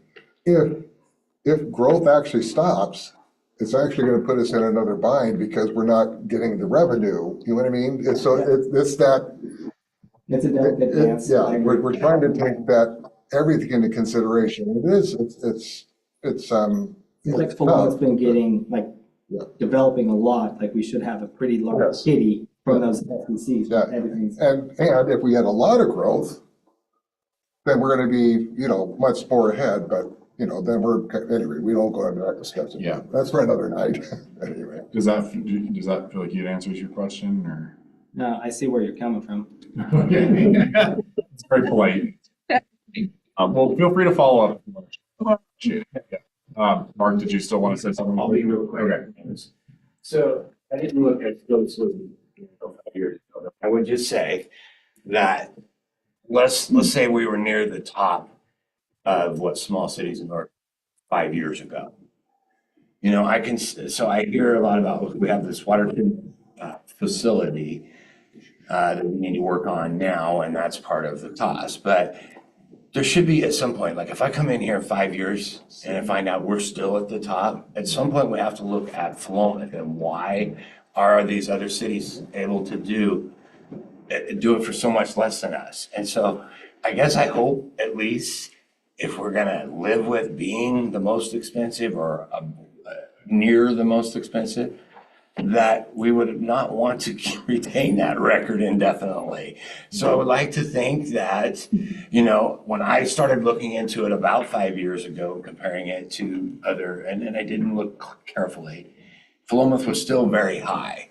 And so to me, at some point, that argument that, well, that's how much it needs because we have this, at some point, if Philomath's always at the top, we have to ask ourselves, what is it about Philomath? So I would like us to consider that and hope we can head in a different place and hope that I don't come in here in 5 years and say, Philomath's at the top still, and all these other cities have been doing it for so much less. Yeah. And so please keep that in mind and consider. Absolutely. Thank you. We appreciate that. Okay, so to wrap this conversation up, I think it would be helpful maybe just if we can have some specific things that we would like Chris and the staff to kind of bring back. So I know, do we want to request estimates for changing some of the caps on tiering? I don't feel like I've sensed a consensus. I feel like at the 2 unit per person rough estimate, I feel uncomfortable that a family of 4 is likely immediately in a tier up from basic water usage rate. So that is not my intention, right? Or I think the intention of the tiered rate, like I feel like we wanted to capture the average water user or average household, which would theoretically be a family and mother, yeah, Can we? right, would be in the normal rate tier, and then it would only be as your use kind of gets out of that, that you would be paying an increased rate. I feel like that's what we were working on. Right. You could consider a two-tier? We can, we did already. I think I'm trying to figure out what changed between our previous conversation, because I just, 3 tiers is the same as having 2 tiers. It's just that if you use. For us, but not for the individual families, right? Because No. second tier, we're No, gonna get. It's the same, yeah, it's the same, 3 tiers is the same effect as having 2 tiers, except that if you use even less, you get charged a little less. But like, the idea at least behind it is that if you use 11 units under the 3 tiers, you're getting the same bill as if you used 11 units under 2 tiers. Because you have a discount on the first 5 and then a slight increase on the next 6. So that equals out to be the same as if it was it was all the same. So I think that's originally why we did that, was that it won't have any negative effect on larger families, but it will have a positive effect on like single households and seniors and that kind of stuff who are living alone. Well, that makes sense. That explains, because I thought, why did we do that? Right. It's the more Rough math, I was like, equitable, yeah. Because I think, sorry, Councilor Hayes. No, and like you said, what changed? Just speaking for myself. Yeah. All of these issues are complex, and I'm not a subject matter expert by any means. So sometimes someone can make a point, oh, shoot, that kind of makes sense. Yeah. And then someone will say, oh, that kind of makes sense. So I don't think that anything changed in a sense, but it's like, oh, well, that kind of makes sense, let's just say that. Is there any reason that we wouldn't do just a flat rate for all units? And maybe there is. Once again, I'm not a subject matter expert. Maybe there's a reason we would not do that. But it seems the most simple, and if someone doesn't want to conserve, they want to pay less, they just use less. Is there a reason not to use a flat rate for all units? We can, that's what we do now. Maybe there's a reason not to do that. Yeah, I think that in the past, the council had just thought that having tiers provides benefit, because for most users, it would be basically neutral. If you're using, up to 11 units, it's basically cost neutral, but it would give a discount to, again, like single, households or seniors or folks who live alone. And it would also cost a little more to do the like excess water usage around like filling a swimming pool so that's, I think, where we were coming from that. But I think, as has been said, we can go either way. Sorry, go ahead. No, you're good. It was definitely something that I was pulling for a lot as marine scientist. I obviously want to conserve water, but even if there isn't necessarily a need, it's just it is a good thing to do to maintain a healthy ecosystem, which is a benefit for everyone. But anyway, I to get to questions of like moving forward, I would still prefer 3 tiers for also the equitable type of argument that we've been talking about and looking at them. But that said, I don't mind going down to 2 tiers. Like I'm flexible. I prefer tiers for said reasons. I'd be interested in looking at expanding the tier amount, like the threshold.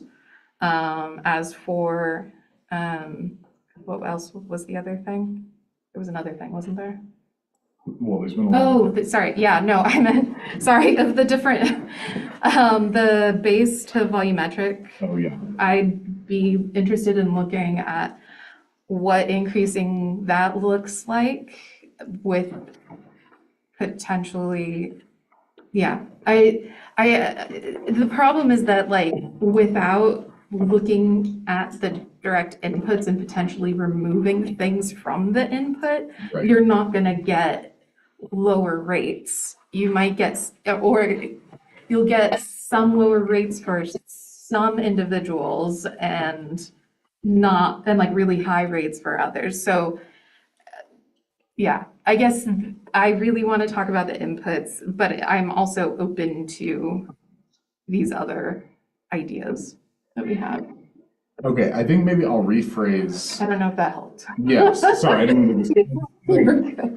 Maybe let's rephrase for tonight. What more do you need to make a decision as a city councilor? Like, because I think we're getting into a little bit of the debate around The inputs. Yeah, well, yeah, so it sounds like we want to get a solid, better understanding of what, like, when we say this is how much the city needs, Why? why? And is there anything the council wants to strike from that list or add to that list? Is that, okay, so we want inputs. Woo! We decided something.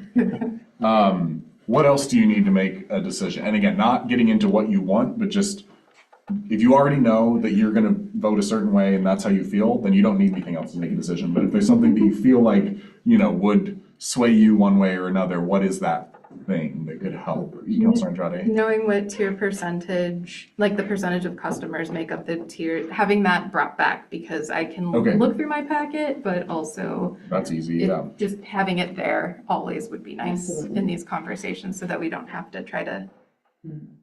Wonderful. I don't know if this is in census data or whatever, do we know what the largest family in Philomath is? Maybe this is a weird way to, like, what's the largest family in Philomath? And giving 3 units, and then there's a tier above that, just which would seem to be, kind of excessive use. Right. So I don't know, I'm just trying to, what's the largest family in Philomath? Give them at least 2. I don't know if we can, I don't know if we have I'll that. probably give a run for my money, but he's leaving the house right now. Largest usage. Yeah. How many units, the largest usage.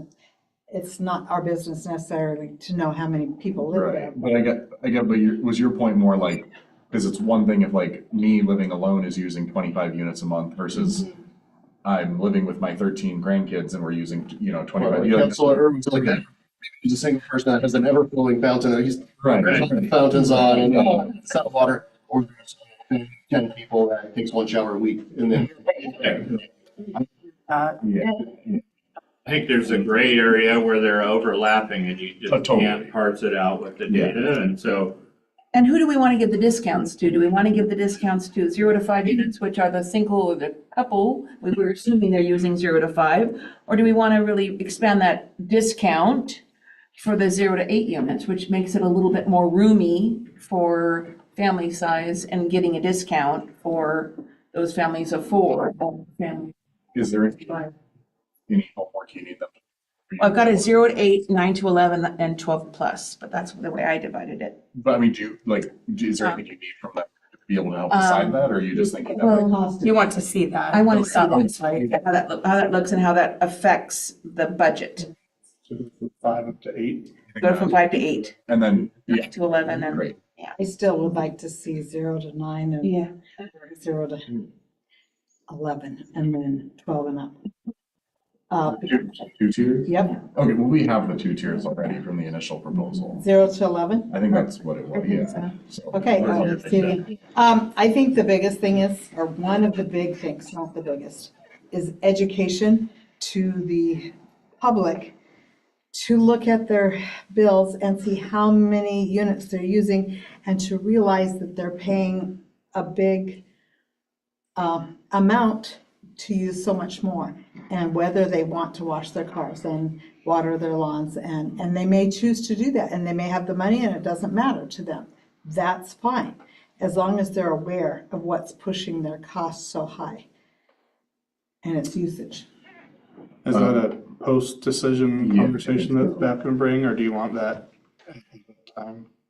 And Well, we, you can't educate before we Yeah. decide. I mean, we will be rolling out utility rates are going up, like an information campaign that rates are going up, and here's things you can do to save and conserve and all that. So I mean, that'll be part of, but I don't know if we're gonna prepare that in the next.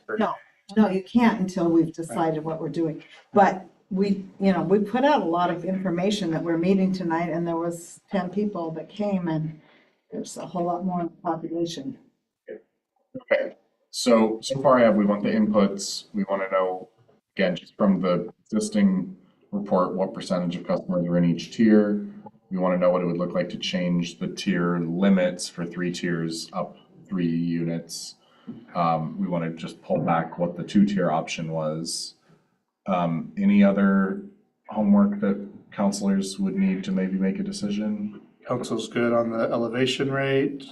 Council's good on the storm. Yeah, stormwater, numbers. I was gonna say, oh, sorry. yeah, the storm, I'd like to just get that. So, Yeah, the mayor and I were talking about what the impact overall, but especially on storms, going to be for some of our largest businesses, the school district, city buildings. And so we may look at that for some of our larger employers, larger footprints, especially the school district, and just, we'll probably run all of them, maybe a few scenarios, just so we can see. I don't know, we'll do every scenario, but at least on a few scenarios, we can bring back what the impact's going to be on businesses, small family, large family, school district, Scout Lodge, just to give us some examples of impacts. I think it's helpful. So I can prepare some of those, wonderful, thank you. have some of those prepared. And does this have to be as accelerated, the chart that we have on page 13, does it have to be, it's a pretty quick increase from one date to the other. Does it have to be at that quick of a pace? So my chart's showing, if I'm reading it wrong, you could be reading it wrong, but March to July, and it goes up and then again goes up in January. Am I understanding that correctly? Correct. That was, I know that's what we talked about. yeah, that's what the council asked to prepare. We can elongate it. The concern is just, again, the more you elongate it, the more you're deficient every year until you get there. So, Again, that education though, because if they see us raising the price every 3 months, they're gonna think, what in the world? But if we just did it at once, it would be hurtful, but it would be done. And we wouldn't be keeping raising, because I think that's what I'm hearing a lot is you're raising it again, and yeah, and I totally understand that. I just think as concerned, if they understood, it would. somebody who pays the utility bill, I'm grateful for any time that I can get between those increases. And I'd rather put more responsibility on the city to help educate and say this is a multi-year plan. So I could bring something different back if you want. If you want to bump it down to 6 months or another year, I can bring that back. Otherwise, we'll just keep it So here. this increases continue into 27 in the same pattern as 26? No, I'm this saying- 27 gets us there, and then you're gonna look at very minor adjustments based So it's not the on same inflation patterning that we rates. followed in Yeah. 26? No, No, because I mean, if you can see the pattern back on page 12, I mean, we were humming along at a base rate of 14 for years, and then we knew we had to build the plant, so we ratcheted up over the course of, from 18 to 20, 21, and then, we knew we had that big increase coming, so we ratcheted up, and then things kind of leveled out, and similarly, they've kind of come up over time, but, no, I mean, this would be in lieu of doing a one-time rip the Band-Aid off, do it today, ended up there in, January 26 or even July 26. It would be, let's, extend it another year beyond that. So in gaining the confidence of our community, we'd have to really clarify it. This pattern that we've been showing from March to January isn't a continuing pattern, that it would be very small once we reach the January total. That requires a lot of educating Yeah. as far as that, because that is, when you have so many consistent raises like that, it seems to be a pattern that we want to make sure that they know it's a temporary pattern until we reach a set. I think, again, let's just focus on, these are all sort of, once we've decided what we're doing, we can educate people on it, but we don't even know what we're doing yet. So, again, reiterating, we're asking staff to bring us back the inputs that they're using to calculate the costs, so we can decide on that. We're asking what percentage of customers are in each tier. We're asking for a change on the tier limits. We're asking just for a refresher on what the two-tier system is as well. We're asking for how the stormwater increases would affect some of our larger employers or other local businesses. Is there anything else? Councilor Crocker. Well, I'm just pointing out that for the stormwater, for the first two sizes, they about double. And for the largest ones, they are tripling their doubling, and I don't know why the percentage is so much different. the percentage of increase. Yeah, so we're just shortcutting. There'll be a full range, 0 to 3,000, 3,000 to 6, 6 to 9, 9 to 12. Page 17. So these are just given as examples. So there'll be a tier for every level of square footage. I just grabbed 3 of them, kind of at the very lowest, somewhere in the middle and somewhere at the high end. So these are examples. We'll have a full schedule of stormwater from 0 all the way up to 100,000. On page 17. It scales up. Yeah, look at page 17. Yeah, but going from $300 to $4,000 is a huge increase. Correct. Yes. Yeah, we're way over subsidizing them right now. In other words, the single payer household is paid a greater percentage of the overall cost of storm system than what they should. If we were charging businesses, if you have 10 times the amount of impervious surface, the proposal is that you would pay 10 times the amount of storm drain fee. Right now, we don't do that. We collect 3 times or 2.5 times the amount. So it's a correction to have you pay a more proportionate amount of that storm drain fee, which means the overall cost of the storm system will actually be less percent-wise for the individual homeowner. Okay, but we're already asking for the feedback on that. Any final things you'd like to ask for feedback on, Councilor? Just wanted to verify for the sewer rates, there's the units times factor times half, and I know that we got rid of that. So can you, it's just 37.20 and 37.50 for current and proposed standard base rates. For multi-unit residential, I'm a little unsure of what those rates are. Like there's the standard and the multi-unit residential. Are those just the same? Let me look. I'll have to look and see. Okay. But anyway, just something to look at. Okay. Well, we're using. Any last call, any other homework that you need to be done for you to make a decision on this? Or, okay. All right. And again, if you have other questions or you're looking through it, please feel free to ask Mike or Chris. I know they're happy to chat. To everyone who came here this evening, thank you. Grant, city council elections are coming up. I wish we all did our homework in the same way that you did. So remember that. An opening or two. Not that we don't do our homework, but I appreciate having someone here who. I shouldn't say. But it's when Now I'm going to continue. Yeah. But seriously, thank you all very much. I appreciate you being here and sharing this. I want to just say one thing before we wrap this up, because I did hear what Mr. Knudsen was saying around people don't feel like they can make an impact. People definitely can, and this proposal will change as a direct result of what people said tonight. And much to his chagrin, we often vote on things that the city manager doesn't want us to do. So, including that he doesn't like tiers, it says in the report, and here we are. But I just don't give ownership over it got presented because it came from the committee and. So anyway, I just genuinely do appreciate it. Please feel free to follow up. If you want to talk more, you can reach out to us, and we're always happy to do that. So, yeah. Yeah, we don't like to raise prices. We care. We're paying too. So it's an obligation. Okay, with that, I'm going to close our listening session on utility rates, and we're going to take a 5-minute recess. Thank you.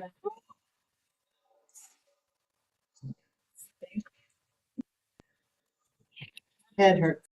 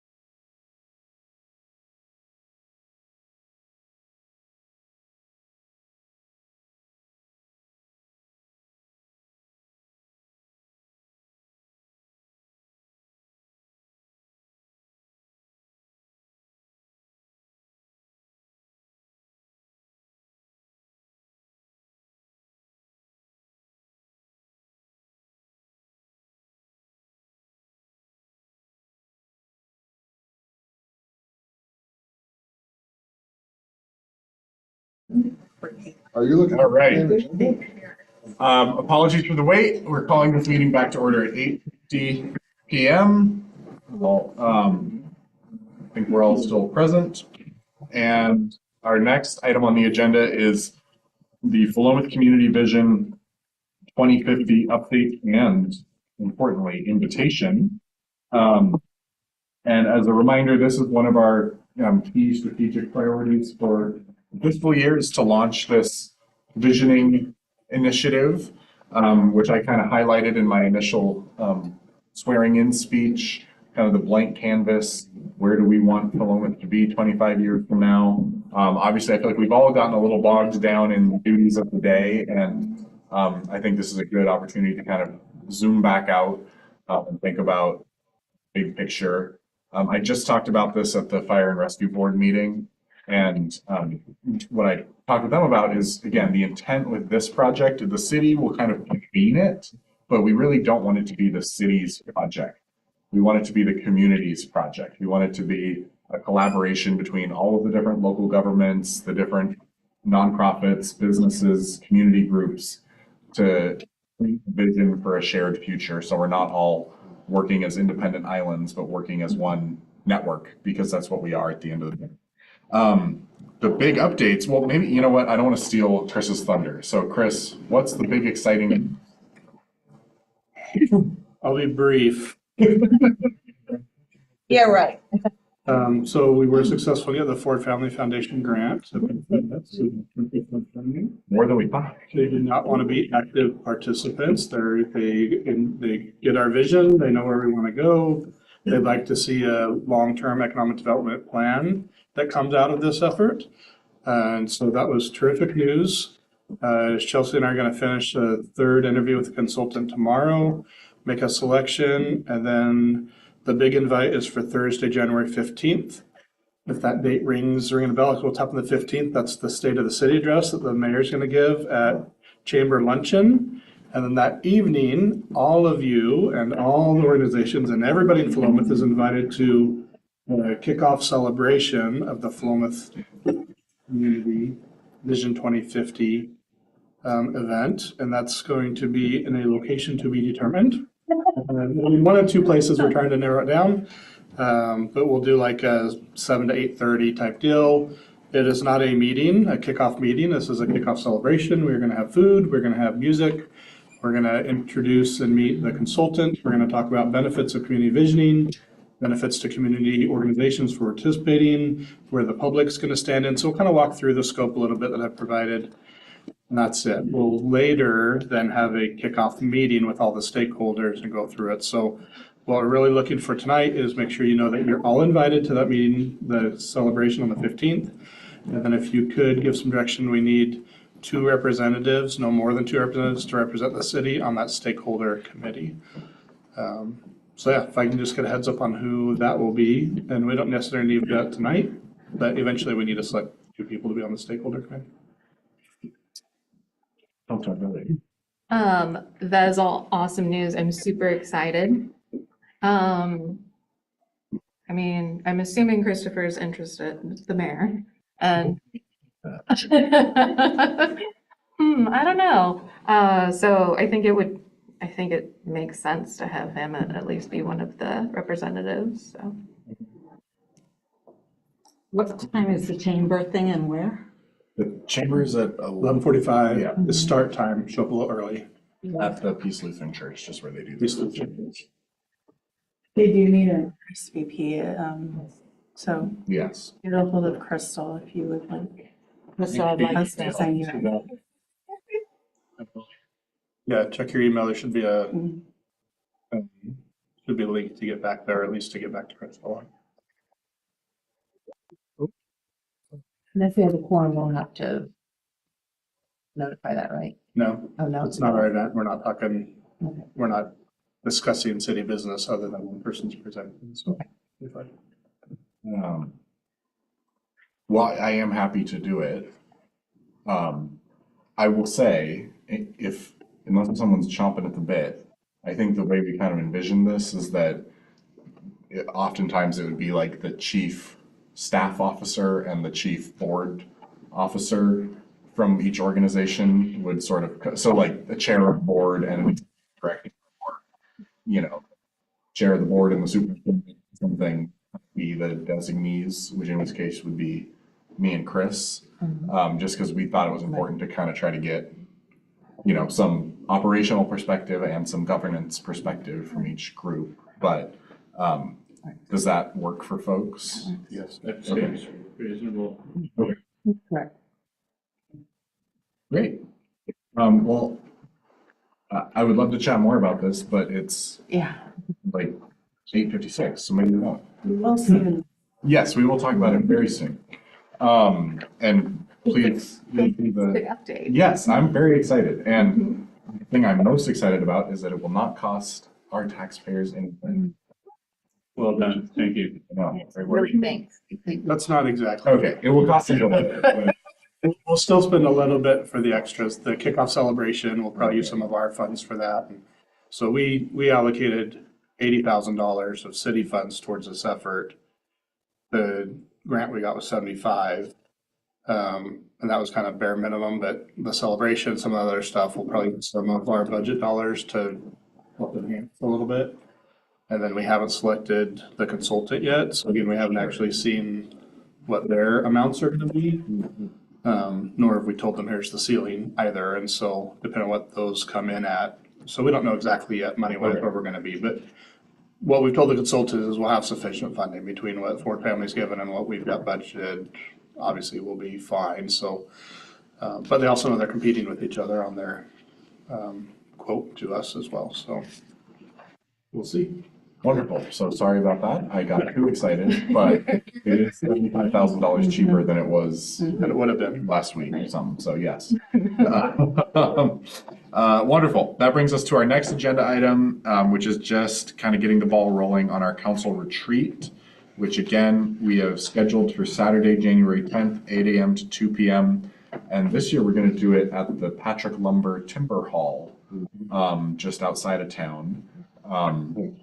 Yeah, and we thought it was a good chance. I'm a big believer for these kind of retreats. We're not going to do anything fancy. We're not like going to Sisters or something, but we do. Fancy. Or in 20 minutes, talking about how I have no money. But I think it's important, and I appreciate you all working with us to do this on a Saturday. I know last year we ended up doing sort of a series of evenings, and just looking around the room, I think we can see that perhaps evenings are not when we're at our freshest and most ready to think about. No. Shy. Trips. Yeah, sorry. Okay, all right. But genuinely, I think I appreciate you all working on that with us. Just I think the idea is by going to a different location that is new and a little removed and doing it on a Saturday morning, everyone can show up feeling kind of refreshed, ready for the day, knowing that our work that day is this kind of strategic planning for the city, and that's what we're up to. So we're going to be meeting just out there. And I think as it talks about in here, Chris and I did some thinking of some strategy for the strategy. And I want to go over this now just so you all can kind of think about it over the next few weeks. And when we meet, you can be ready with your thoughts. The first place I want to start with is kind of almost like a council self-evaluation. Nothing formal. We're not going to like necessarily, fill out some survey or something like that, but just kind of think about what went well this year, what didn't go well for us as a body and as a group of people, as well as kind of for the city as a whole.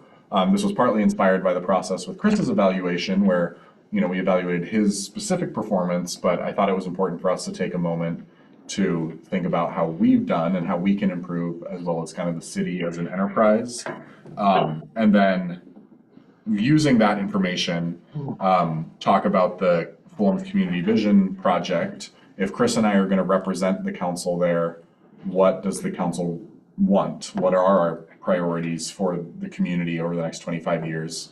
And then after that conversation, narrow it back down into, okay, we have these big priorities for the next 25 years. how does that translate into our strategic plan goals for this upcoming year? So that's kind of, I think, what our framework's going to be. So just, again, we'd appreciate if you can kind of think about that a little bit. So when you come to the retreat, you know, you have a few thoughts in mind that you're ready to share. And then as it mentions in here, we're hoping that this will be a slightly smoother process as far as strategic planning. Just since we've all done it as a group before, no one's going to be kind of, you know, trying to get up to speed. We're not trying to find our, you know, footing as a group. But it would be helpful if you can just review the strategic plan that we currently have and kind of know where we are and what you might like to highlight. Anything you want to add to that, Chris? Perfect. Okay. Any questions? All right. Next, we have our safety traffic action plan overview. I'll turn this over to Chris. Great, thank you. I'm going to start with an acronym. I saw STAP, and I'm like, STAP is not the acronym, it's TSAP. I was wondering about that. Okay. Transportation Safety Action Plan, TSAP. So thank you for acronyms. We got that caught, so I apologize there. I got it right later, like the first line of the background, but not ahead. I'll be very brief on this. I'll be doing again. Everybody's had a chance to read this, so I will read through it. And really what I need from you this evening, I moved forward with this project with the understanding that we had $80,000 from Campo that got allocated. Campo gets money from ODOT, and then they allocate it out to all the different jurisdictions after we've had a conversation at the technical level and then the policy level. So we had gotten $80,000 allocated to the city of Philomath for a trail system between the school district and Willow Creek, 15th Street, which became moot when we extended 16th Street all the way down through there. And the school district wasn't super excited about doing a formal path through there because they're still thinking they're going to do something else with that. Rather than lose the $80,000, I went back to Campo, said, could we reallocate that for doing our TSAP? They said we can. So we did that, but our calendar date to get that completed was the end of this calendar year, like December 2025. So I acted very swiftly to get a consultant on board, got 3 bids, went with our low bid on this one, who also, DKS, also happens to be the consultant that's doing Benton County's TSAP and City of Corvallis TSAP, which probably had something to do with their bid coming in a little bit lower, because they're already in the area doing very similar projects in the similar locations. Kind of know the same Yeah, thing. you know the deal. In fact, if you look at the TSAP website for Benton County, ours is going to look very, very similar and have a lot of the same documents because it's background regional type information. But the short of it was I moved forward there, entered in the agreement with the understanding we were going to have to at least get the funds distributed from Campo to City of Philomath, even if it meant we hadn't paid the consultant for the work yet. And so moved forward, got the contract in place, and then pushed back on Campo a little bit about that date, end of 2025. And they said, well, we can bump that date out if you need more time. I said, yeah, I need more time. So it's been bumped out to the end of 2026 now. So we have the time. I'm not worried about the funding, but I've got a contract that I signed that you haven't seen yet or ratified yet. So I'd like a motion when I'm done talking about this, just to ratify my signature on the contract for consulting services, DKS, for this work. And real short summary on the TSAP, we'll talk more about this as we go forward. It is not an all-encompassing, here's all of the safety concerns in all of Philomath, which is how I thought it was and how I kind of pitched it. We have our school traffic circulation study that we did, which focused on the schools.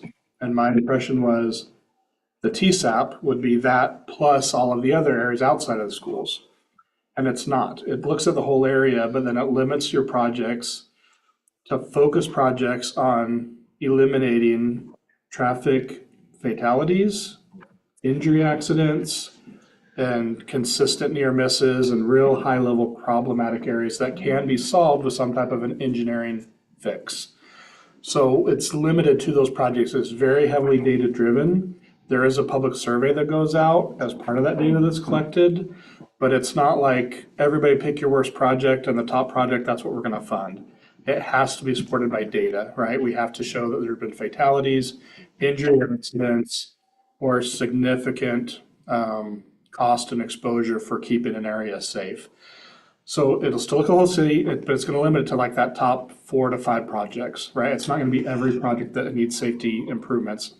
If there's no deaths or injuries in those areas, that just won't make the threshold. And the reason ODOT does this is because they have a funding source. It's in their Safe Streets for All program. And any of our safety projects can apply for those funding, those funds. It's very competitive, it's statewide. You have to write an awesome grant, and sometimes you have to submit it multiple times. It's very, very competitive, which is great, right? It makes you write a good grant, makes you have a good project. It's the state's money is going towards good projects. They have a separate pot of money that goes into these PSAP projects, right? It's separate money. It's just for these very high intense areas of focus. And so not having a project list or not having a PSAP plan means we're not even able to apply for those funds for TSAP projects. So we will have TSAP projects. They will be identified in our list when we're done, and we will be able to apply for those funds.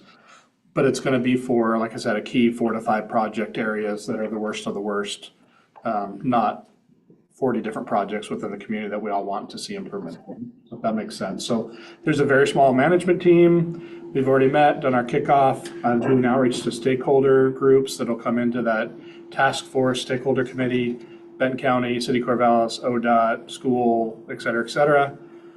So all that is just getting underway right now, and we're looking at like a 10-month timeframe to get everything wrapped up. Updates periodically back to the city council. You okay? You're nervous. Yes, you're even. Just getting comfortable. So I think that's all. Any questions on that?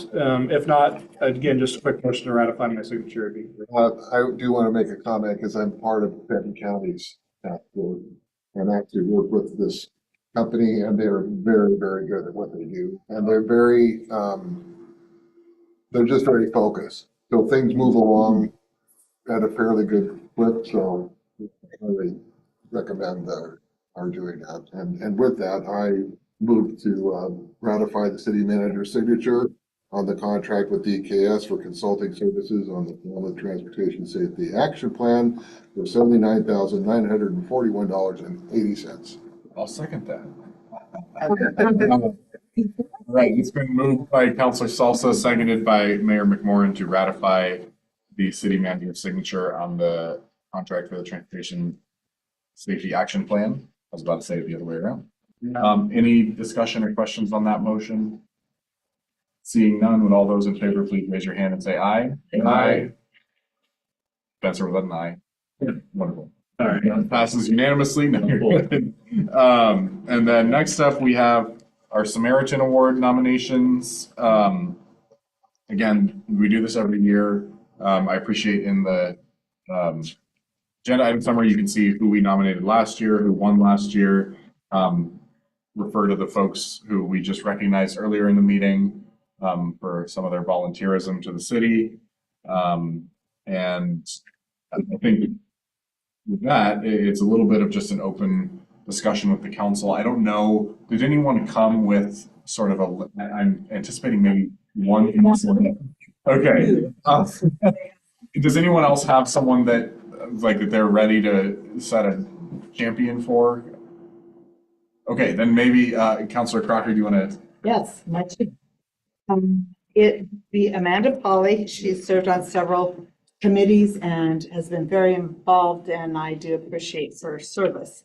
For what position? I think, well, that was a little touchy on age, but I think it's first citizen. Okay. Jessica confirmed. And so it's first citizen. And then the small business of the year, you've heard me say it before, Fitness Over 50.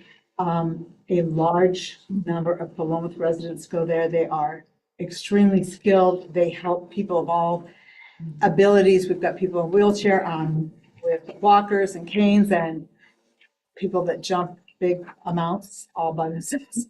And they work with everybody, and they've been trained to work with people of that age and are experts. And it's an extremely valuable thing to the health of our community.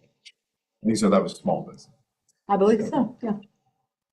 Wonderful. The one I was going to highlight, and I'm very open to other suggestions, was just Gianna Bernardini for the Yeah. Volunteer Recognition Award recipient. I think, Pretty bored. yeah, all of us who are on the Public Works Committee have seen her be very passionate and involved with green work, including she was really a driving force behind some of the tree distribution that we did. She volunteered her time to go out and knock on doors and talk to people how important it was to plant a tree in their front yard, and was really on board with that whole thing. So and especially with her service on the tree board coming to an end for this term, that would be a suggestion. But Is that a new thing, the volunteer? no, We've always Not looked at a listed. city volunteer to be our, so it'd be the Samaritan Award winner from the city of Florida. each organization. Yeah. Linda Young would be the only other person that I would think of. She has been involved. I think the park. She came off And we last did year. nominate her recently. She's done quite a bit, and she continues to do quite a bit for the community. Did we not give her that one? We did nominate her. For who did we? Might have been her when she was coming off the park, Yeah. so she's not. Yeah, They, the volunteer recognition. That's last year.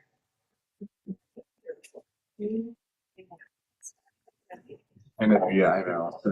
I know he's been recognized as a either first or senior first citizen in the recent past. she would be Within senior. the last 3 or 4 years. I'm not sure how he compares to the superstars, but John Simonson went from being on the Heritage Tree Committee to also serving on the Budget Committee, kind of stepping with things that he's doing, and I know that he works full time, and so that he's like doing that on top of like pretty full schedule. I don't know that it's like a clear winner, but we should say his name out loud. That he's, For volunteer recognition. yeah, for a volunteer recognition. Does he live in Fulham? What's that? He's on the budget. He lives in committee. Fulham. He does, yeah. He lives kind of a little bit. I get the other thing I'll say too is just the only one that council has to decide on, is the City of Philomath Volunteer Recognition Award. And then we can do as much or as little of the First Citizen and Business of the Year awards. And then as individual counselors, any community member is also welcome to submit nominations, and some have been very successful with their batting average. So just to say that if we can't decide on something, that's not the end of it. Any other suggestions for any of the categories?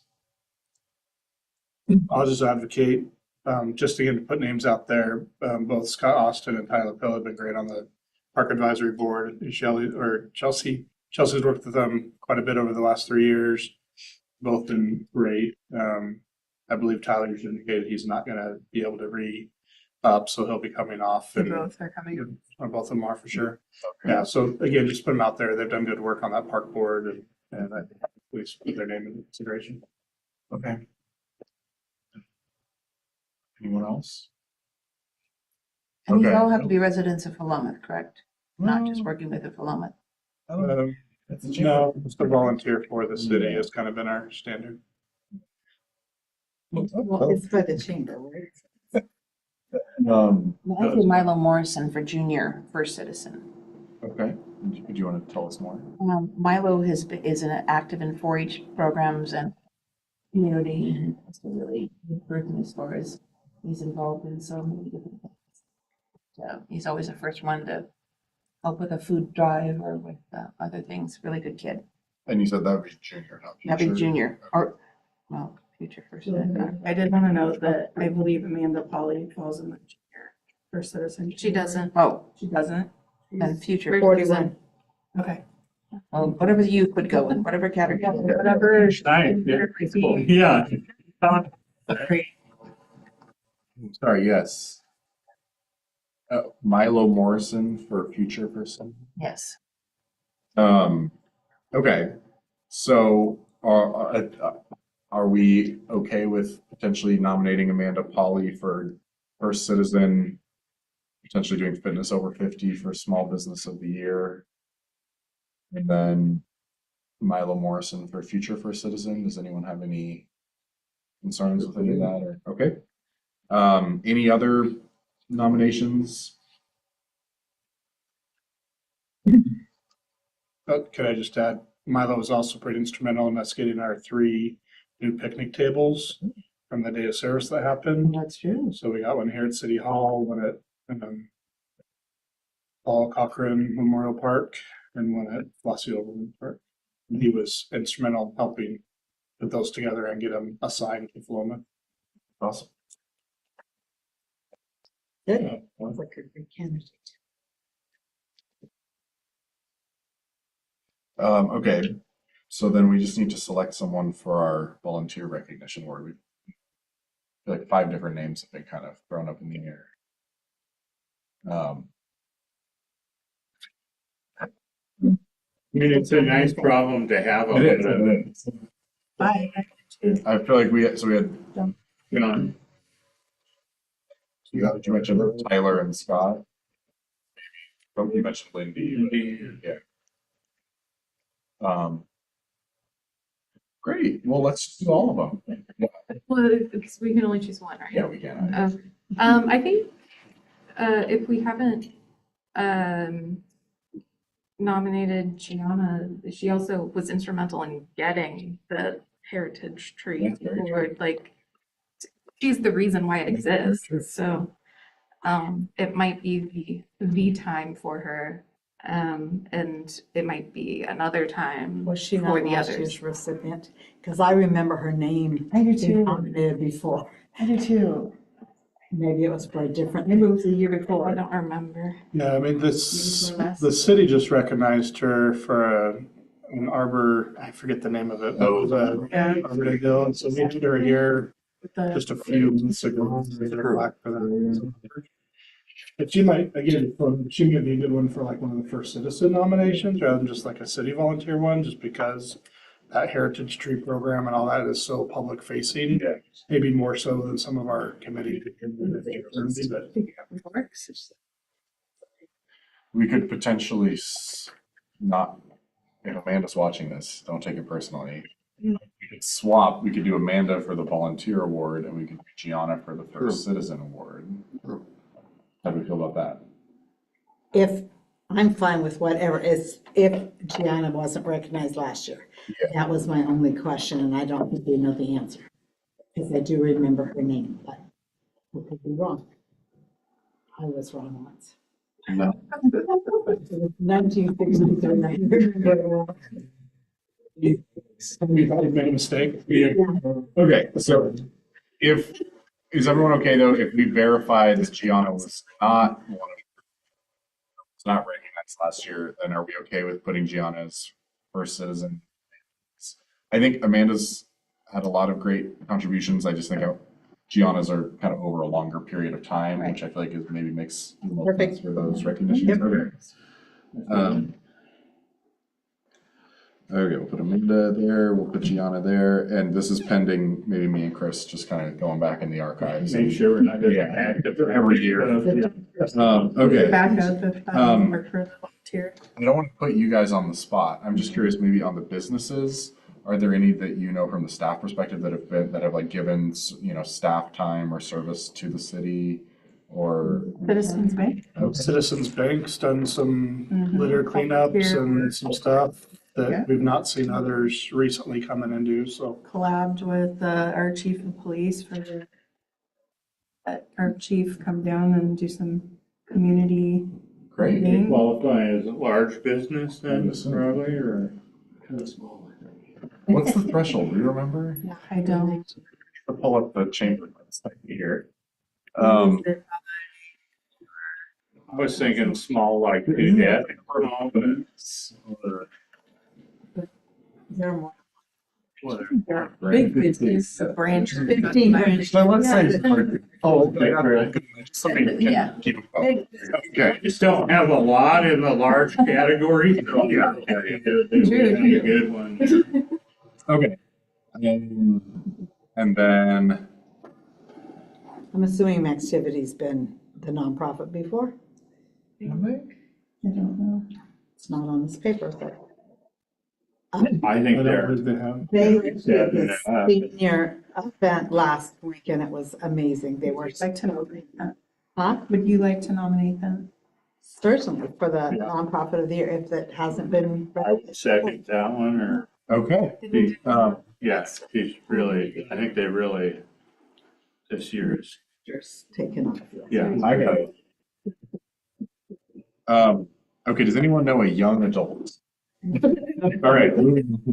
Okay, so just to recap then, we have Amanda Polly as our volunteer award. We have Milo Morrison as our future first citizen. We don't have anyone for junior first citizen right now. We have Gianna Bernardini as first citizen. We don't have a senior first citizen right now. We have Maxtivity for nonprofit of the year, Fitness Over 50 for small business of the year, Citizens Bank for large business of the year. And then I'm assuming senior first citizen again there. Okay. There's twin seniors that have been very involved in 4-H and have done a lot of community service. I thought you meant like senior citizen. that's what I think.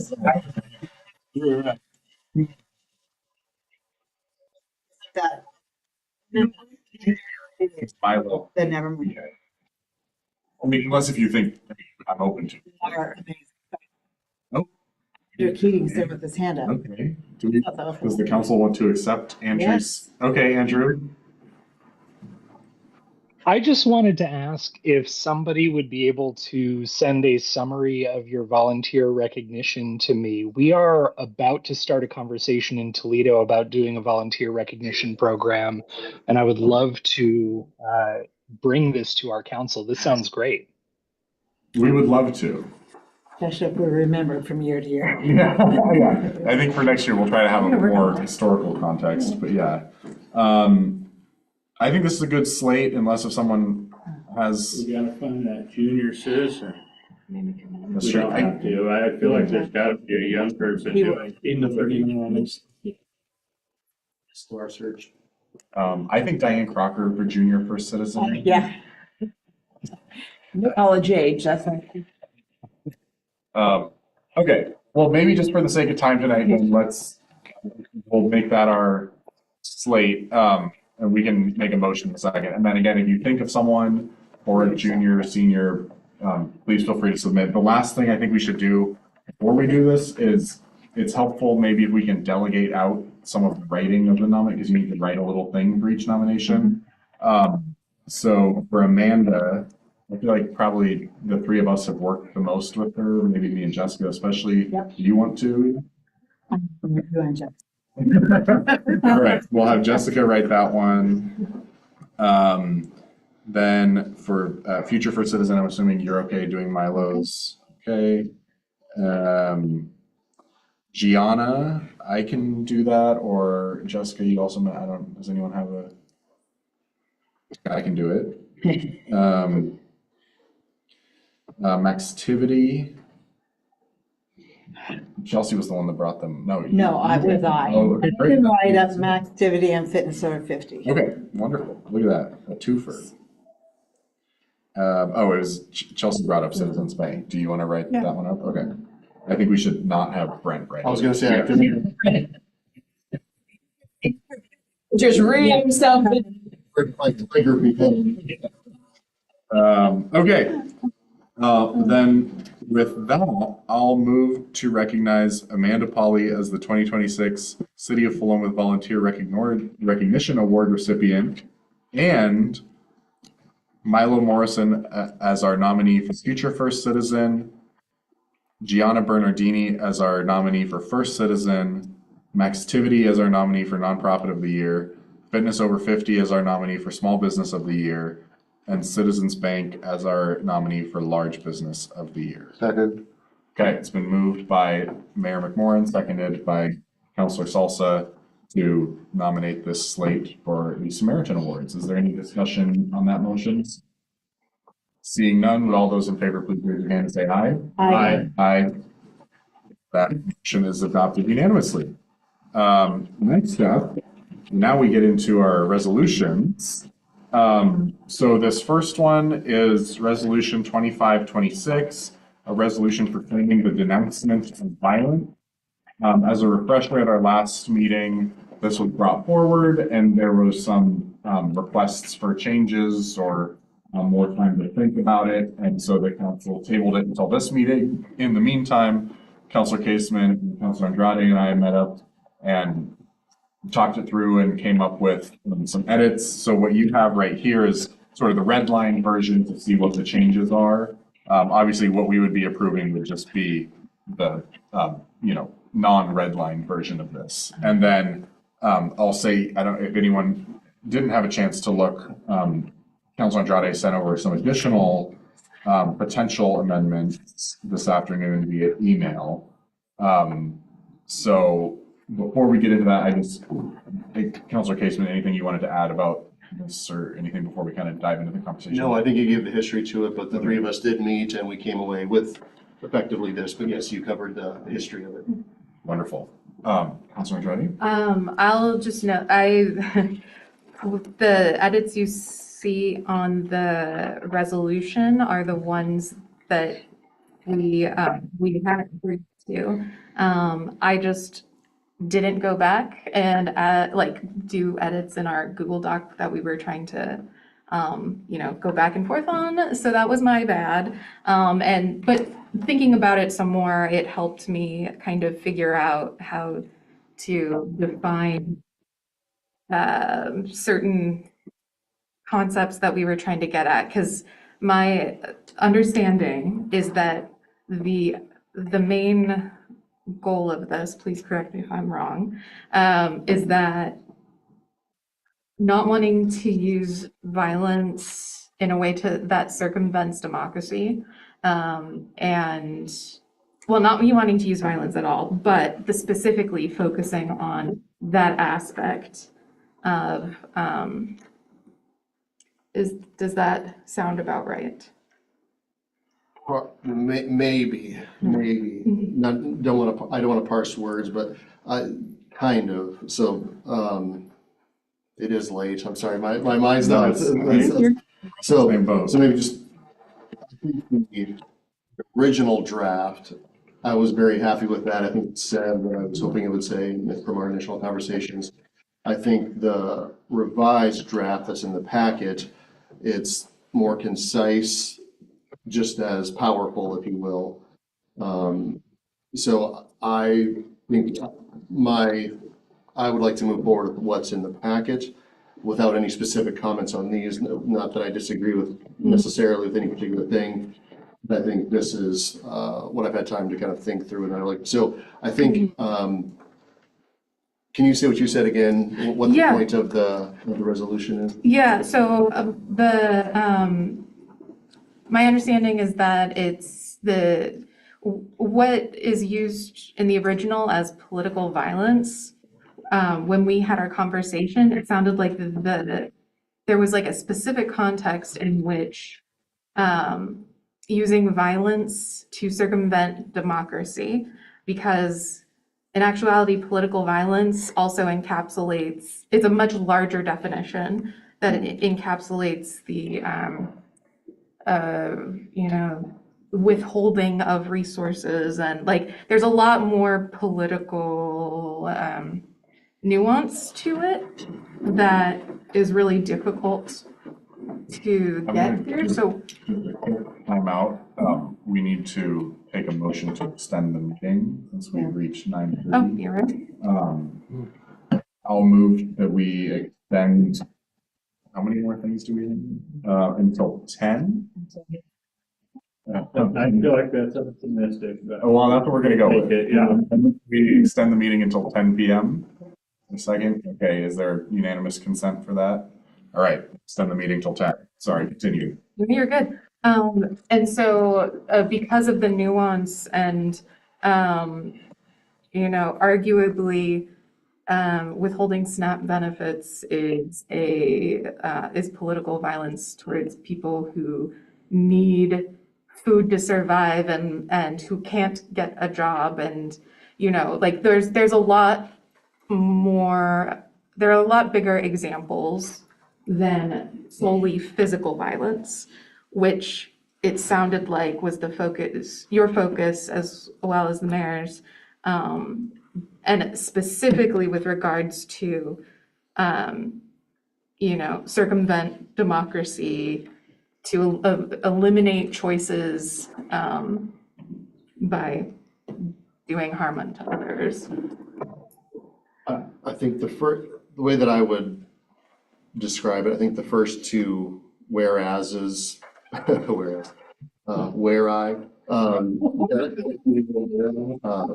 maybe I'll just read those if helpful. Whereas free speech, civil discourse, and open, respectful dialogue are fundamental to a healthy, flourishing society. And whereas violence of any kind is detrimental to a community, but physical violence based on a person's beliefs, identities, and viewpoints has an especially chilling effect on healthy civic life and functioning of a democratic society. So I don't think my original thought of this was the violence circumventing democracy. It has a negative effect on a democratic society, but that's why I just hesitated when you said to circumvent democracy. I don't think that's where I was going necessarily, but just where for someone to be able to express their viewpoints and not have to be worried about being physically attacked. So maybe in some ways just as simple as that was my original. Yeah. I guess that's that as well. I was kind of stuck on one of the examples that the mayor had given regarding like the assassinations and such. And so anyway, but yeah, just those kind of ideas. Right. And I'm happy to give more clarification if need be. I think I'll just maybe quickly start out with I everything you said on page 1, I'm good with, I think. Page 2, I have some concerns with, just because I feel like it gets into, I think I maybe get where you're coming from. We do literally have increasing surveillance in our strategic planning priorities for the year. So I don't really feel like we should put that in here. I know that's not what you're talking about, but it is what's in there. Like we have without having a lot of right. It just feels like definition. I just don't think we like. I guess so. Just to say, I'm good with page 1. Page 2 feels like semantic. Yeah, page 2, I would just avoid that. I think because I mean I do think it is a active priority of the city council to install more security cameras in parks for security. And it's not, I mean, it's not an active priority of the city council, but it has been in the recent past to increase our police staffing. So I guess I would just, I'm not comfortable with the proposals for page 2, but I'm good with the proposals for page 1. But Councilor Crocker? Sorry that I have very strong feelings about this, and I do recognize that everyone has the right to their own opinion. I love the way that this is written. I don't think that can get better. I am somewhat offended with this one because it brings law enforcement, it almost sounds accusatory that they're being punitive. And I do not see that here in Philomath. I respect our law enforcement. I think they are honorable and strong people, and I don't want any reference to them possibly doing something wrong, and that's exactly what I got from that. So I had a very strong response to this. And I think violence is the right word rather than physical or political. I think denouncing violence is correct. Also, in my opinion. I would say that, when I read this over, I think the edits that were done were very much in accordance with what I felt when I read the initial document. I think the language is clear. I think it explains how I feel as a member of the community, and I think it's adequate. I don't know if in honoring Councilor Andrade's requested edits, they're one point of view, but I myself am very comfortable confirming what is this first edit that's been presented on page 43.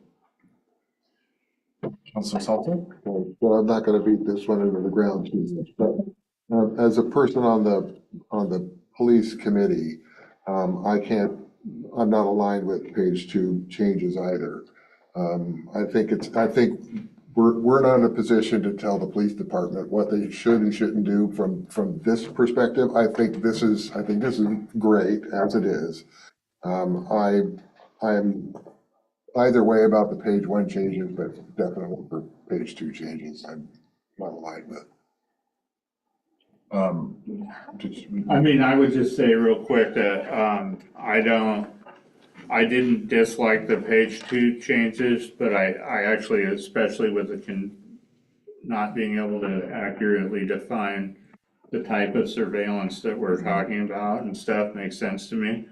I think there are certain types of surveillance that I'm not a fan of having that are common right now, and I think I am against, there's a particular type of policing violence that's currently in the mainstream that I don't believe in, and I don't think that our officers are engaging in that. I want to be really clear. I think we have a lovely police community with kind officers that are doing their best. But I think if you're going to denounce political violence, you have to acknowledge that people are being violently arrested for Agreed. maybe or maybe not breaking the law. And I think that that's worth the acknowledgement. I just, to clarify, like, I don't want anyone to think that, like, I view the police unfavorably. Like, I very much, yeah, have heard the complete opposite. Like, I'm unaware of any sort of problems that people have with our police department. And I don't think those problems necessarily, like, I don't think that's there. I think our police department is really, really good, based on the limited information that I have. The main reason, to Councilor Irwin's point of bringing this up, was because most violence, most physical violence that have, political ends to it for reasons of politics are enacted by law enforcement. Like, I'm not saying Philomath law enforcement, I'm saying law enforcement in general. And, especially when speaking about ICE and other agencies, I do think it's important to call out, especially considering the fact that,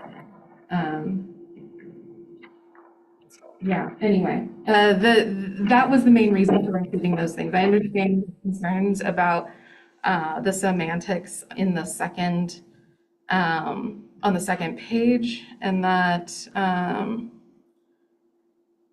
perhaps, so in line 5 on the second page, it says, will not grant law enforcement additional punitive, so like maybe it's like punitive surveillance, like. Yeah, I guess. If there's a way to describe that as like, if there's a way to describe it as a way to,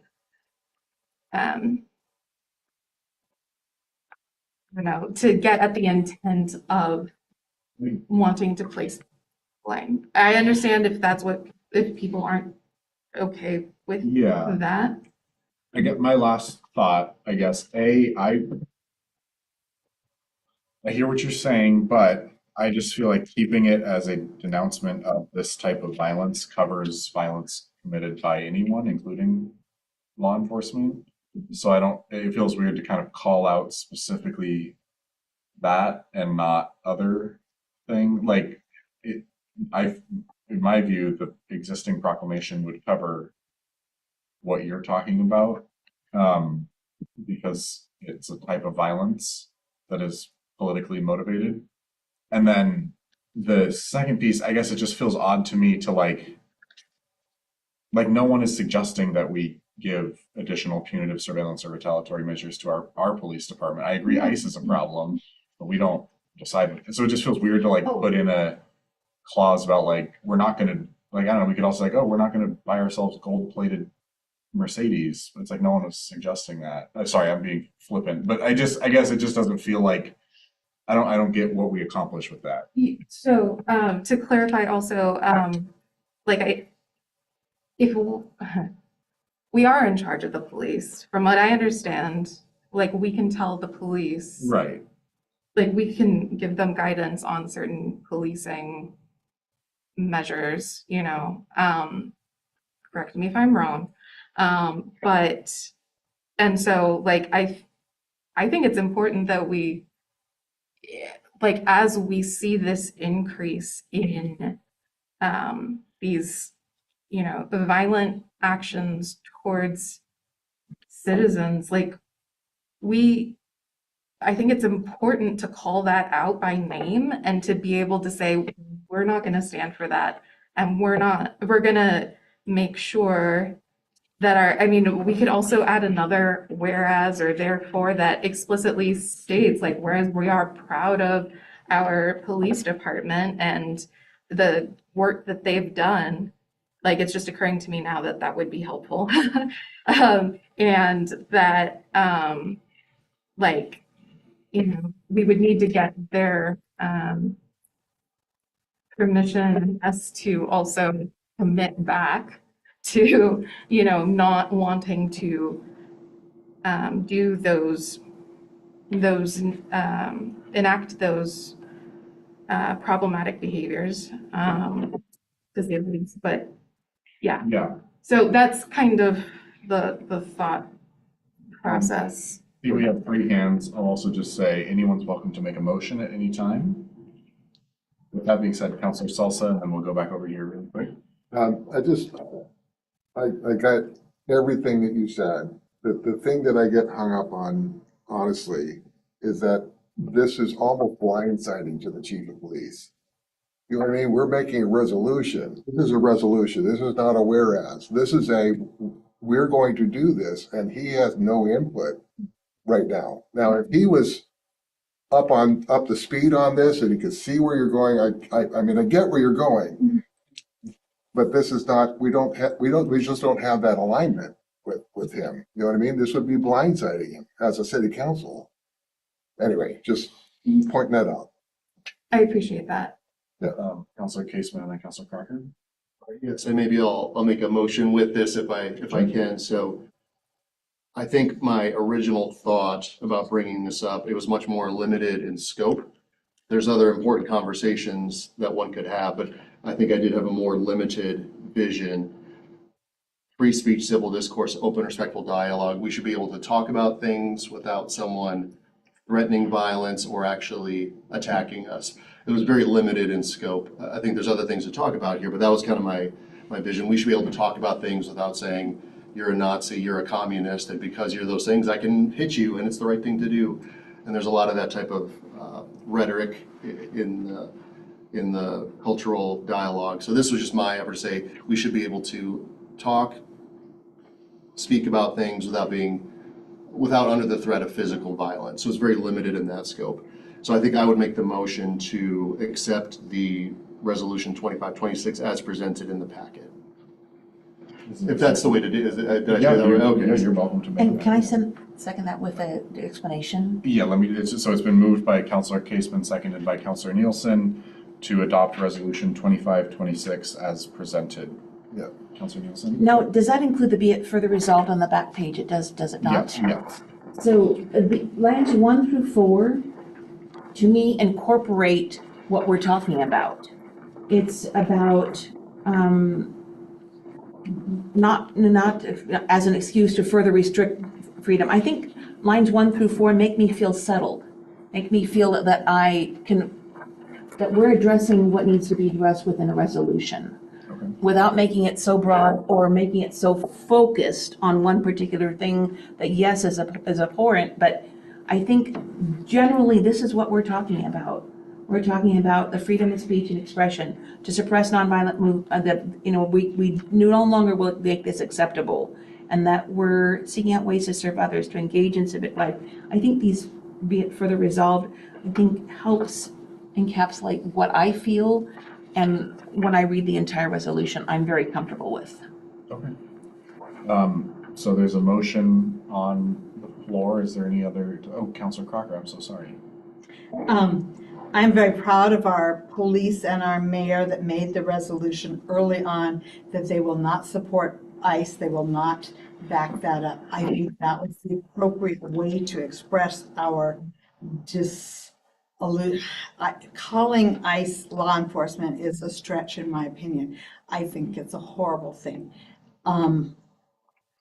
And this is a resolution for the city of Philomath. So the minute you mention law enforcement, even though I do agree with you on ICE, absolutely, it's our law enforcement. Our law enforcement has almost stood on the right side of this.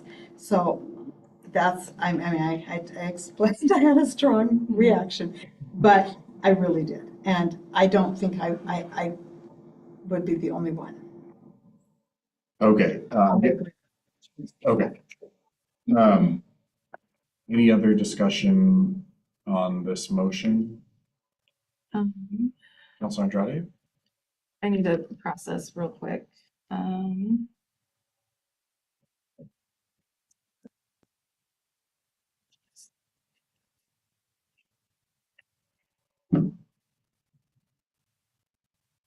I move to amend the resolution to include the edits as on page 1 from my email. So there's already a motion on the table. You can make a motion to amend. That's what I did. Yeah. Or isn't that? Oh, You said sorry, I amend meant the amend the motion. motion to, yeah. Whatever it's supposed to be, that makes sense. Where it would incorporate the edits I suggested on page 1 from the email that I sent earlier today.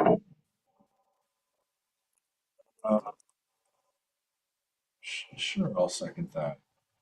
I'll second that because she's got a right to say that. And, you know, I'm sorry, my body language is not good. No, you're fine. You're fine. Yeah. I mean, like, this is, I'll just state that, like, I think it's important to distinguish that, because my original issue with this resolution was that, you know, like I said before, political violence incorporates much more than physical violence.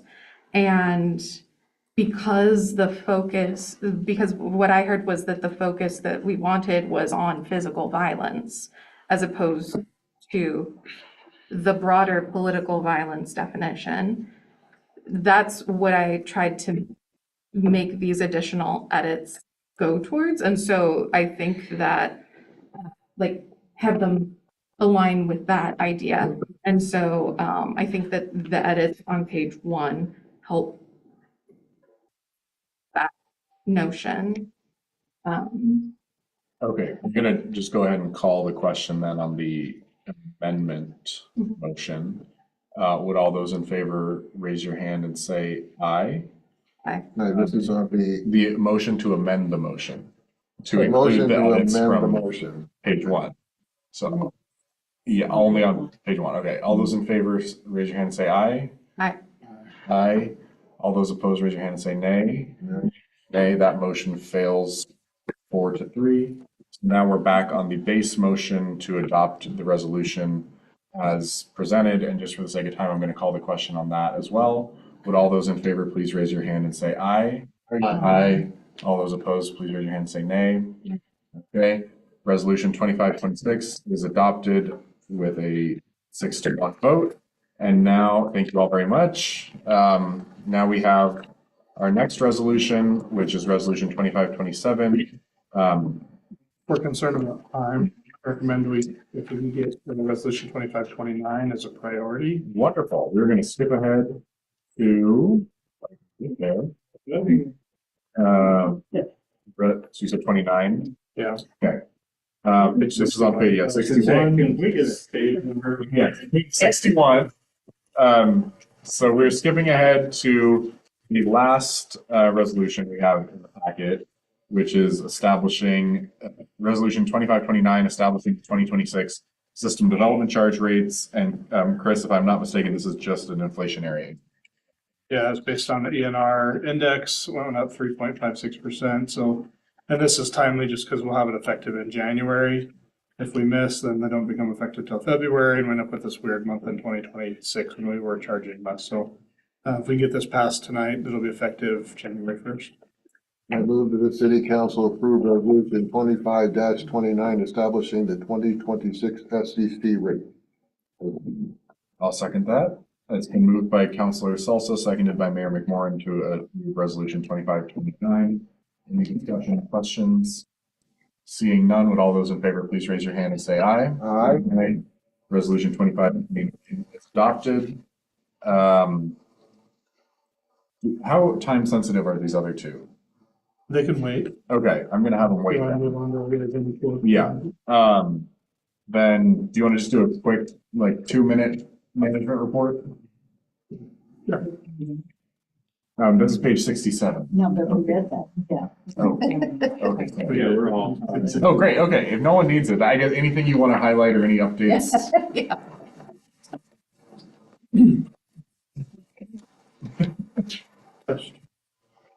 Commonwealth rating, Ford family, you talked about. BB&A started work today, tomorrow, Wednesday, they'll be down at 14th and Main. Smart committee, we talked through. I don't know, we talked a whole lot about Southern Willamette Valley Innovation Corridor, good meeting with OSU, more to come.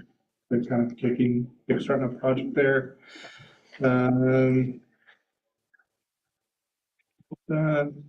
think the one probably most important I'll add is the last one for Public Works. We've got an updated date for the bid package to go out on the treatment plant is February 1st. Not happy that it keeps getting bumped out. It's been bumped out a month or two for over a year now. Had a very serious conversation with the engineers, West Tech Engineering. They don't have great explanation other than they've not done a great job of managing expectations and time required to get things done. I'm very concerned at this point that by the time that gets released, contract underway, when we start construction, we won't have time to spend $12 million. So we are going to be looking at some potential impacts that the city faced there. And I don't know what those are yet because there's a very wide range. I just want to put it on your radar that we are substantially delayed on that project because of the delay in engineering. So again, I'll know more this time next month.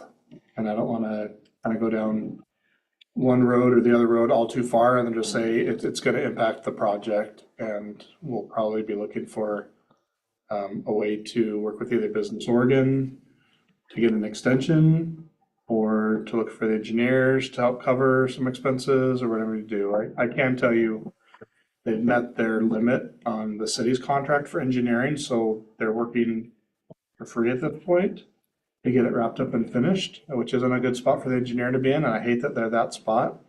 But they've spent the money that we agreed to pay them, and they're kind of on their own at this point. If there's additional losses to the city, then we'll discuss those with engineer as well.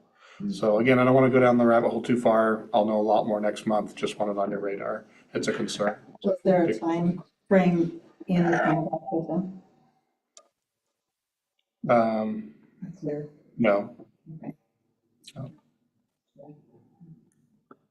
Okay. There's a scope and a list of work to be completed. Any questions? I hope, if there are, Chris is happy to answer them via phone tomorrow morning. So with that, we'll go to our council liaison representative reports, all that. Because, I don't know, is he still here? Wow. We gotta do a volunteer medal. Sorry, I would say that they're not usually like this. But sometimes they are. As Not always. But as the good counselor from Toledo mentioned, I'm gonna say this morning, earlier this morning, so Newport, as we've all probably seen, is the difficult situation where this sort of mysterious various contractors have been poking around trying to what feels like open an ICE detention facility in Newport.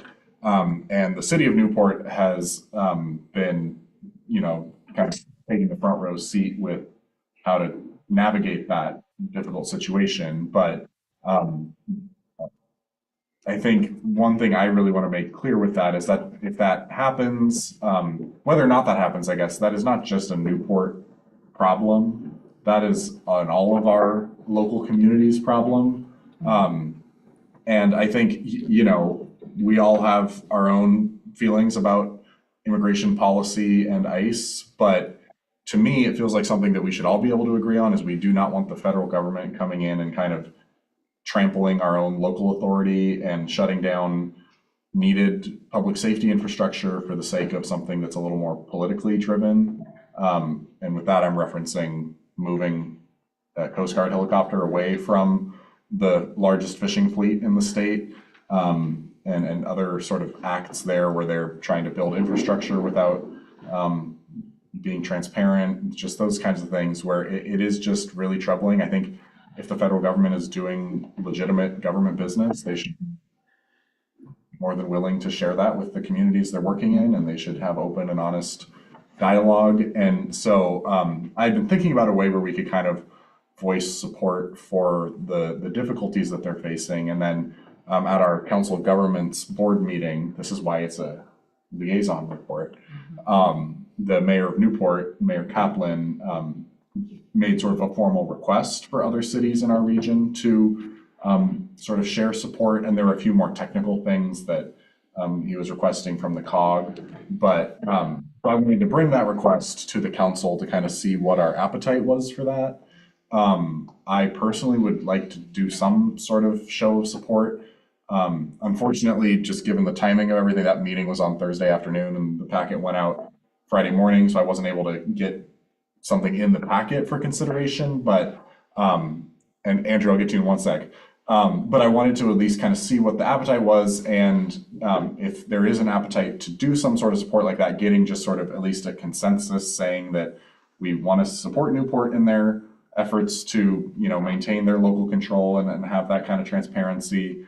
And then I can kind of write up a letter that you can sign on to later, as long as we kind of discuss it in this open meeting, and we get kind of that consensus. I don't know, does that seem too sketchy if we do it that way? We can make it work. All right, perfect. Andrew, anything you want to add? Yeah, one of the things that I think is really relevant here, 2 points that I would really jump on are that you may have heard that ICE and one of the federal contractors that works with them has been pursuing about 200 hotel rooms for ICE-related activities, particularly construction of that detention facility, but presumably also related to enforcement agents.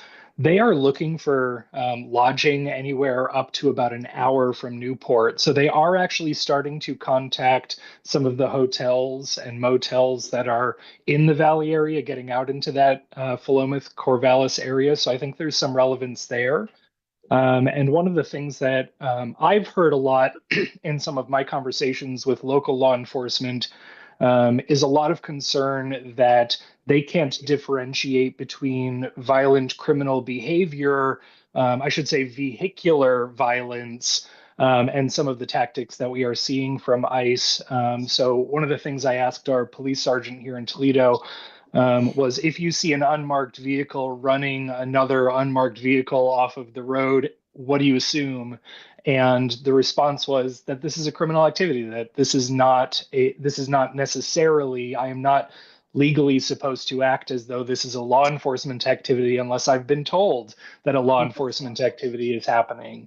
And with the way that ICE is not really cooperating with local law enforcement, not informing local law enforcement of their activities, a lot of our law enforcement officers seem to have some fear that they could be walking into a jackpot where they see a vehicular situation unfolding, come out by their own practices, guns drawn, because that's what they're trained to do in those situations. And now they've got people jumping out of the unmarked ICE operated vehicle with guns as well, and that just increases the chance that someone is going to get shot accidentally or otherwise. And really, there's just a lot of things to be concerned about when we start seeing more ICE officers physically within our communities. So I bring those two things up. I think that the very nature of having ICE officers lodging in our communities increases the likelihood that they're going to be operating in our communities. And then we're going to start getting into all of the other cause and effect type of things that I talked about in my comments earlier. So that's all I wanted to say. And thank you again for letting me speak on it. Thank you. It is 10 p.m. Do we want to extend until 10:05? I'm down. All right. Do we have consensus for 10:05? This is important. Okay. So that's sort of the request is, I don't, and I think part of the reason I'm more comfortable doing it as sort of this letter you can sign is I don't think, there's no request for us to do any like actual administrative action or anything. We don't need to take any legal, there's no request of anything like that. It's more just kind of, you know. It's a voice of support. Yeah, backing up our friends in Newport saying like, yeah, we would be pretty ticked off if they try to do that here too. And recognizing the regionality of it where, you know, if someone wants to get to the coast, to the Central Coast, what's the easiest way to get there? Through Philomath. We are all very interconnected economically, with our transportation, with our residents. So does that sound, I guess, any major thoughts on that? Andrew? I wonder if I could also just offer one thing that I might encourage as an option. Toledo is currently exploring whether or not we'll have the opportunity or there's some value to providing amicus support to the lawsuit that that Newport and the county are bringing against the Coast Guard. So this might be something that your city attorney might be able to look into as well as ours to kind of see if there is an opportunity, even if you're not necessarily providing financial support to the lawsuit or joining as a co-plaintiff, there could be an opportunity for Philomath to officially say this is something that we think is essential and we're taking this this side in this suit. And that I think is a really powerful statement to participate in. Good to know. Thank you. So yeah, I'll put the question again back to council. What do you think? Absolutely. Okay. Write a letter and let us sign it, and we need to show that support, and we can ask our lawyer about Okay. the amicus thing. Mayor, what's the timing on this? Does it need to happen before next meeting? I think it would probably be good too, just since we don't have a second meeting in December. That's part of the tricky piece there. I'd recommend that if a motion's gonna be made, just to direct you and maybe one other council member to draft a Okay. letter, so it's got more eyes out than just you, but it's not going back out for some type of a group agreement outside of a public meeting. Okay, we can do that. And then we can come in and sign it. I think we just look for the mayor's signature on it on behalf of the city, so. And we could mention in the letter that the council, you know, or yeah, talk. We can send you a copy of it, we just don't want to take feedback on it outside of the council meeting. Any other? Teacher on the board. That's true. Is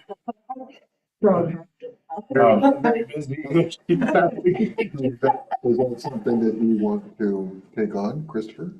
I mean, I can. Writing a letter? Sure. Okay, so I still move that we empower Mayor McMorrin in writing a letter of support to the city of Toledo and or Newport. In terms of what they're facing with both the Coast Guard and police enforcement, things like that. Do we actually need a motion for this? Well, there's one on the table, so would someone like to say? Sure. Okay, been moved by Councilor Salsa. Should we amend it to? Well, let me, include and the- seconded by, I'm gonna say Councilor Crocker. It was kind of like all at the same time. And then, sorry, what's your question? Should we amend it to include either the council president or another council member as the city manager? Yeah. It doesn't have to be you, that was. I just don't have I've got a lot of things on No, my plate. If not, I can. I'm fine with the amendment. okay. We want to include the attorney. Maybe we just shouldn't have a motion for this. Okay, well, there is one. And with unanimous consent, are we all okay with amending the motion to include the council president and the city manager? Yes. Okay, wonderful. Andrew, I see you, but just for the sake of time, I'm going to go ahead and is any final thought? Oh, okay, I okay. just want to make sure, Yes. what are we voting on specifically? Voting on Counselor Salsa's amendment. Write a letter. Yes. That's all that we're voting on, so you can write a letter. Yeah, saying that council supports. Right, so we can read, we would read it Yes. before, okay. Well, and I think, so the nuance here is that I think staff isn't comfortable with us all collectively signing something outside of a public meeting. Right. So we're supporting the city submitting a letter of support to the city of Newport for their. Mayor, can I ask that you as Please. seconded for city recorder? Okay, Counselor Salsa made a motion, seconded by Counselor Crocker, and then Unanimous. a unanimous sort of consensus to, Consensus to amend the motion. Include the yeah, city manager in writing a letter of Yes. support to the community of Newport specifically for the Coast Guard operations and ice. So the mayor will write the letter, councilor's gonna review it and edit it, I'll review it as well. We'll send it off and we'll copy all of you on it, say here's a letter that was sent on your behalf. Correct. I think my only thing is, I'm saying write a letter, but I don't know what's in it. That's the only reason I'm hesitating. That just feels weird. Maybe it's not weird, but it just feels weird, like write a letter. I'll write it. We've had No more. I guess we would do it before in support of other things. Yeah, I think it would be just, I think just saying that we are supportive of Newport's efforts to, maintain their local control, and we kind of condemn any federal government to, do anything kind of doesn't involve the community and is going against the community's values, and specifically any action which kind of sacrifices existing public safety resources like Coast Guard. But we're not making any fiscal or No. any monetary considerations or even regards to legal things that would be a cost for our city, which Yeah. I'm not really comfortable saying that we're going to commit to said financial Yeah. piece of that. But that's not what we're doing, No. correct? Right. I guess the only reason I hesitate is just, and maybe we've done this before and I'm just not remembering it. It just, in this moment, it feels weird to say, yes, write a letter, but I don't know what's in the letter. So that could just be me, so. I guess, is there anything in particular? Do we have consensus? 5 more minutes. Continue until 10:11? Well, we're You got 60 seconds, go. Yeah. we're granting basically our recommendation that the mayor, we're entrusting the mayor to Right. speak on our behalf. We don't know what the content of that's going to look like right now. We're just empowering him to go do it, just like we're going to say, staff, can you go do this? Based on the conversation. We're doing we've had. based on the conversation we had. I see. Do you want to see it before we send it? Is what, are we, so they see it before It we gets send it? dangerous, right? Because Okay. it's, and then, well, I object to this, and we're changing it. So For the timing of it's tricky. Ideally, we would write it, bring you a draft, everybody review it, sign off on it. We just don't have the luxury of that time. That's right. I see, okay. Mine, I think like the resolution, for example. That it, Yeah, it's just, not, different. I'm transposing that. right, not as formal as, it's like the letter that we submit. Police chief, Right. About, ice back in January, February. With the letter for Right. regarding news, the definition for news agencies. Right. Executive committee. I hear what you're saying. It's something I've said my part. Yeah, no. It wasn't helpful at all. Hesitant to go. And Yeah. I also take some ownership of, I was hoping to have something more firm to share with you tonight, and I don't, so. But I also trust Christopher to write it neutrally enough that I will agree with.